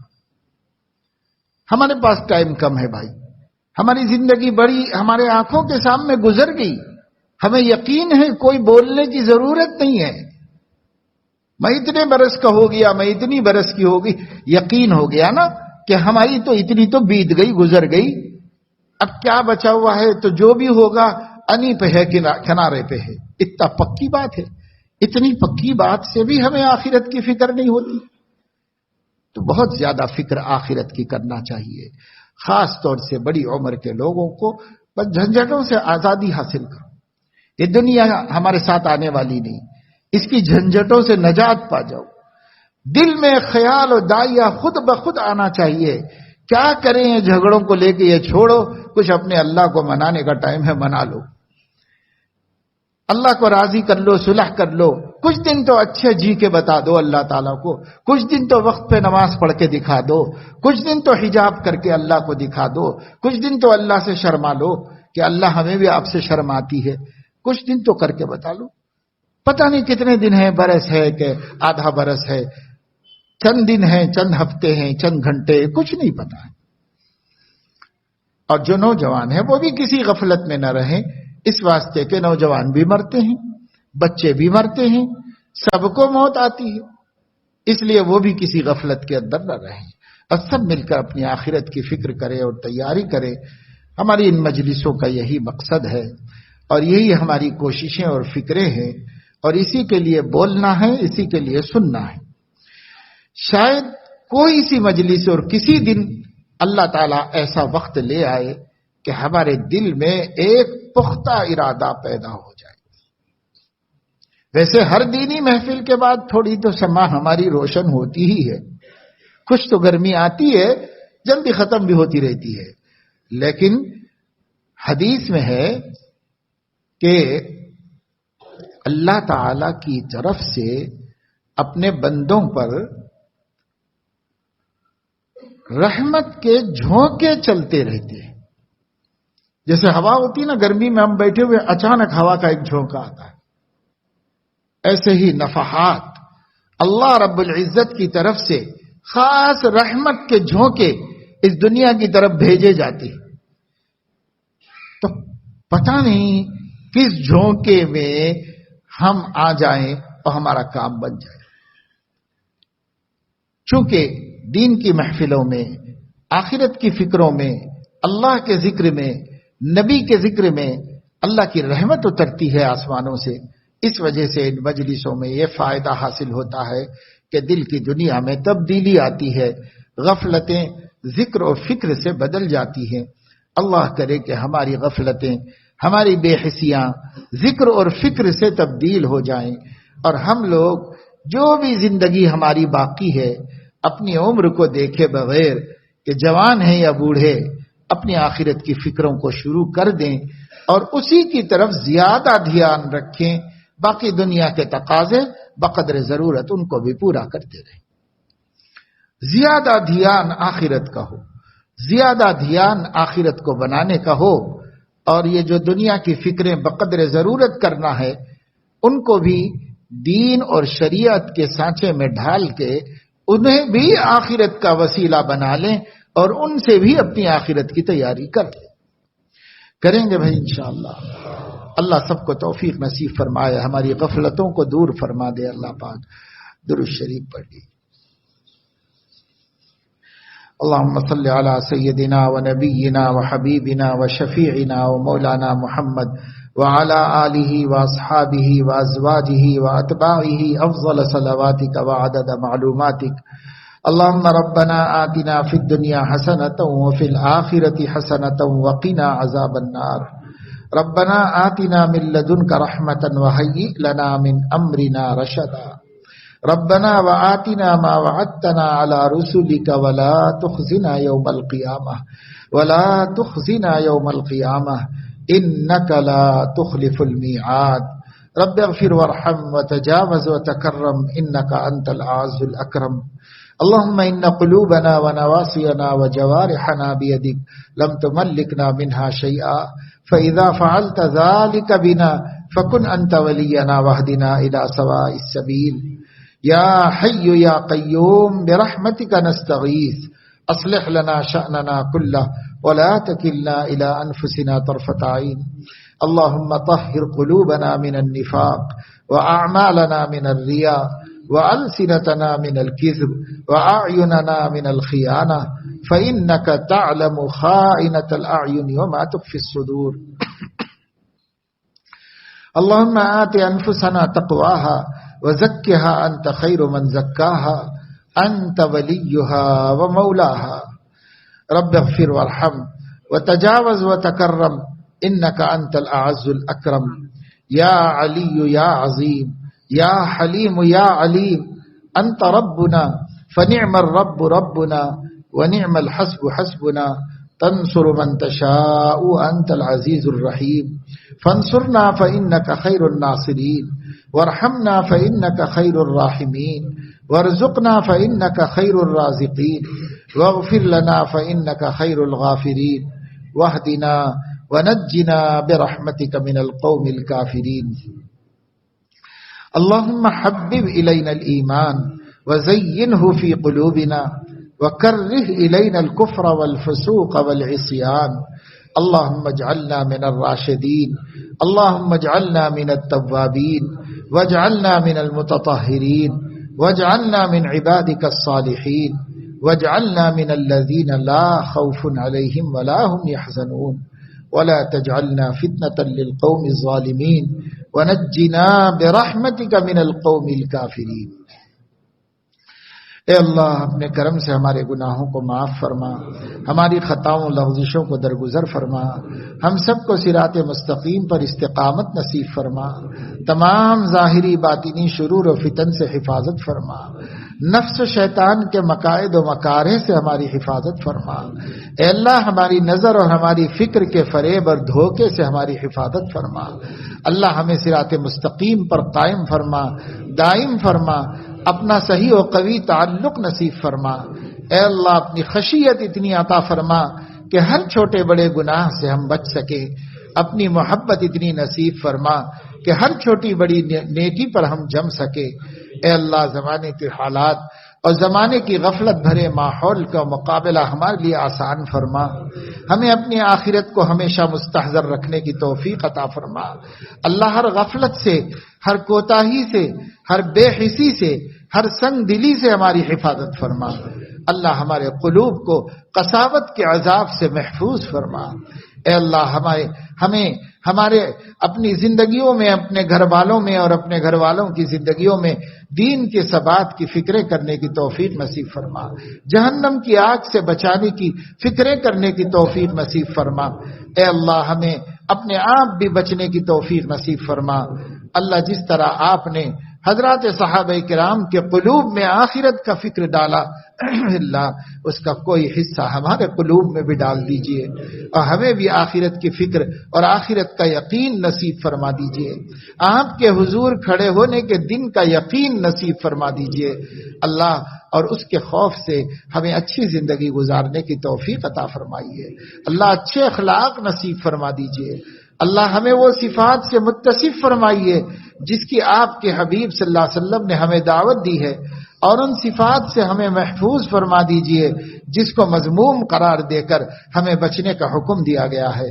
اللہ پاک ہم سب کو ظاہری و باطنی دونوں گناہوں کو چھوڑ دینے کی توفیق نصیب فرمائیے اللہ، اپنے کرم سے ہمیں نمازوں کا ذوق و شوق نصیب فرما دیجئے۔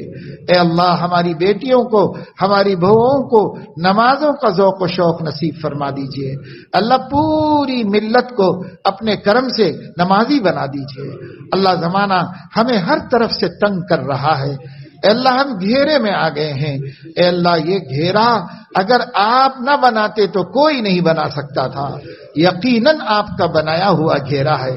اے مولا کریم اپنے کرم سے اس گھیرے سے ہمیں نجات عطا فرما دیجیے اللہ، آپ کا گھیرا کوئی نہیں توڑ سکتا اے اللہ، آپ کی پکڑ سے کوئی چھٹکارا نہیں پا سکتا، آپ کی بطش شدید ہے اور آپ کی پکڑ خوفناک ہے اللہ، کوئی نہیں نکل سکتا اللہ، نہ ہماری سیاسی تدبیر کام آ سکتی ہے، نہ ہماری عقل کام آ سکتی ہے، نہ ہمارا علم کام آ سکتا ہے، نہ ہمارا عمل کام آ سکتا ہے، نہ ہمارا تقوی کام آ سکتا ہے مولا، جب تک آپ نہ چاہیں ہمیں اس مصیبت سے نجات نہیں مل سکتی مولا کریم، ہمیں نجات عطا فرما دیجیے اللہ، سارے عالم میں مسلمانوں کو ہر ظلم سے اور ہر ظالم کی پکڑ سے نجات عطا فرما دیجیے اللہ۔ یہ ملک کس طرف لے جایا جا رہا ہے ہمیں کچھ خبر نہیں ہے، ہمارے ملک پر عجیب و غریب مصیبت منڈلا رہی ہے اے اللہ، ایک ایسا مستقبل جس کا کوئی سرا نظر نہیں آتا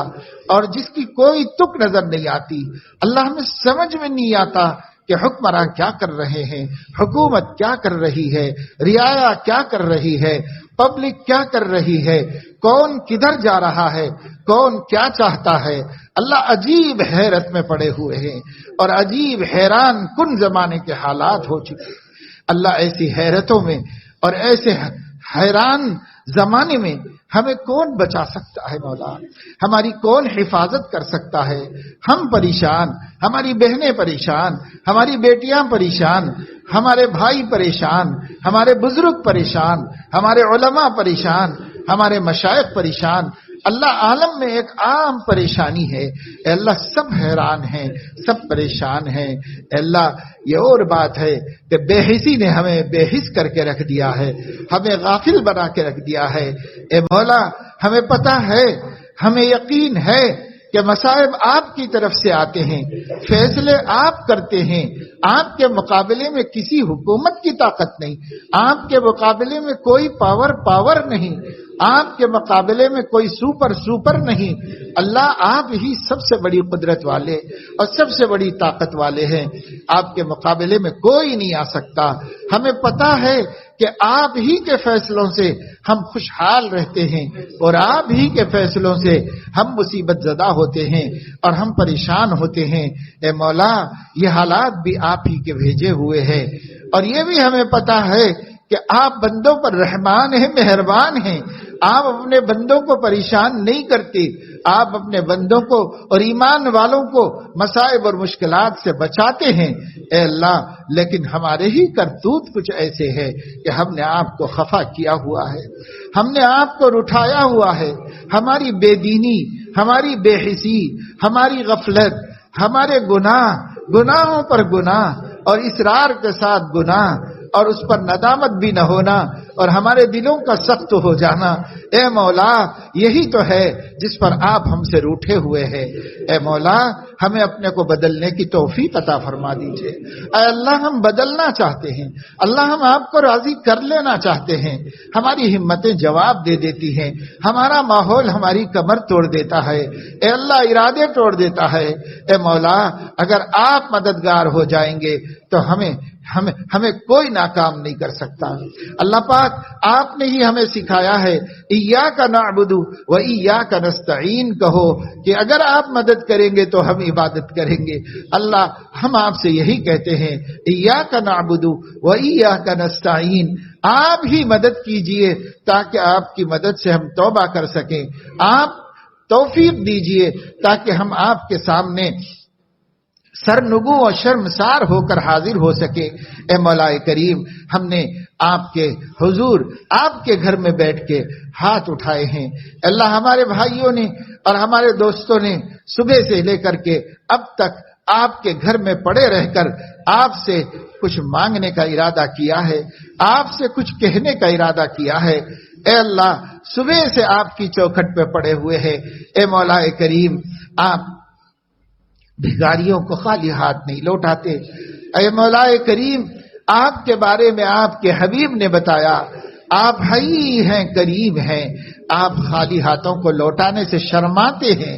اے مولا ہمارے ہاتھ خالی نہ لوٹے، ہمارے ہاتھوں میں ہدایت کی بھیک ڈال دیجئے، اللہ ہمارے ہاتھوں میں حیا کی بھیک ڈال دیجئے، اللہ ہماری بیٹیوں کو حجاب اڑا دیجئے، اے اللہ شرعی پردہ کرنے کی توفیق عطا فرما دیجئے، اے اللہ اتنے لوگوں کو توفیق دیجئے کہ اکثریت باحجاب ہو جائے اور بے حجابی کا خاتمہ کر دیجئے۔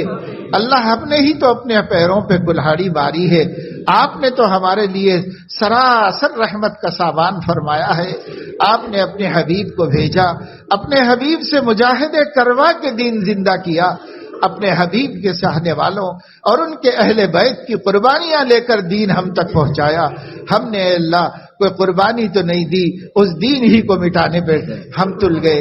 اللہ اس دین ہی کو ہم اپنی زندگیوں سے نکال رہے ہیں، گھروں سے نکال رہے ہیں، ہمیں کوئی پرواہ نہیں ہے کس کی خون کی قیمت پہ یہ دین ہم تک آیا تھا، کن کے آہوں اور آنسوؤں نے یہ دین ہم تک پہنچایا تھا، ہمیں کوئی پرواہ نہیں ہے۔ اللہ اس بے حسی کو ختم فرما دیجئے، اللہ پاک یہ قساوت قلبی کو ختم فرما دیجئے، اے اللہ ہمارے دلوں کو نرم کر دیجئے، ہمیں احساس نصیب فرمائیے، اپنے حبیب کی قربانیوں کا احساس نصیب فرما دیجئے، اللہ ان کے سینے میں ہماری جو محبت آپ نے ڈالی ہے اس کا احساس نصیب فرما دیجئے، اللہ صحابہ کرام کی قربانیوں کا احساس نصیب فرما دیجئے، ہمارے بڑے بزرگوں کی قربانیوں کا احساس نصیب فرما دیجئے، ہمیں بھی بلند حوصلہ اور باہمت ہو کر قربانیاں دینے والا بنائیے تاکہ ہماری نسل دین پر ثابت قدم رہ سکے۔ اللہ ہمیں آنے والے ماحول کا آنے والے طوفانوں اور آندھیوں کا مقابلہ کرنے والے بچے تیار کرنے کی توفیق نصیب فرما۔ اللہ ان کے اندر ایمان، توحید، عقید آخرت، عقید رسالت کوٹ کوٹ کے بھرنے کی توفیق نصیب فرمائیے اللہ، تاکہ کوئی کفر و شرک کی اور ضلالت و گمراہی کی اور الحاد و زندقہ اور بے دینی کی کوئی آندھی ہمارے بچوں کے دلوں تک نہ پہنچ سکے، انہیں گمراہ نہ کر سکے، ان کے عقیدوں کو پامال نہ کر سکے۔ اے اللہ اتنی محنتیں کرنے کی توفیق عطا فرما۔ اللہ ہمیں اپنے اپنے گھروں میں اپنے کو اور اپنے گھر والوں کو دوزخ کی آگ سے بچانے کی توفیق نصیب فرما اور اس کی تیاری کرنے کی توفیق نصیب فرما۔ مولا کریم کرم کا، رحم کا، عافیت کا، نصرت کا معاملہ فرما۔ اللہ دنیا میں اس وقت جتنے لوگ بھٹکا رہے ہیں ان بھٹکانے والوں کی دعوت سے ہمیں محفوظ فرما۔ اے اللہ حضور علیہ الصلوۃ والسلام نے آپ سے دعا مانگی تھی کہ ہم ایسا زمانہ ہی نہ پائیں جس زمانے میں گمراہیاں ہوں۔ اے اللہ ہم بھی آپ سے دعا مانگتے ہیں، اللہ ہماری زندگی میں آپ اپنی آزمائشیں نہ بھیجیے، اللہ ہمارے دین پر کوئی آزمائش نہ بھیجیے، اے اللہ ہمارے دین پر کوئی آزمائش نہ بھیجیے، اے اللہ ہماری دنیا پر بھی مت بھیجیے۔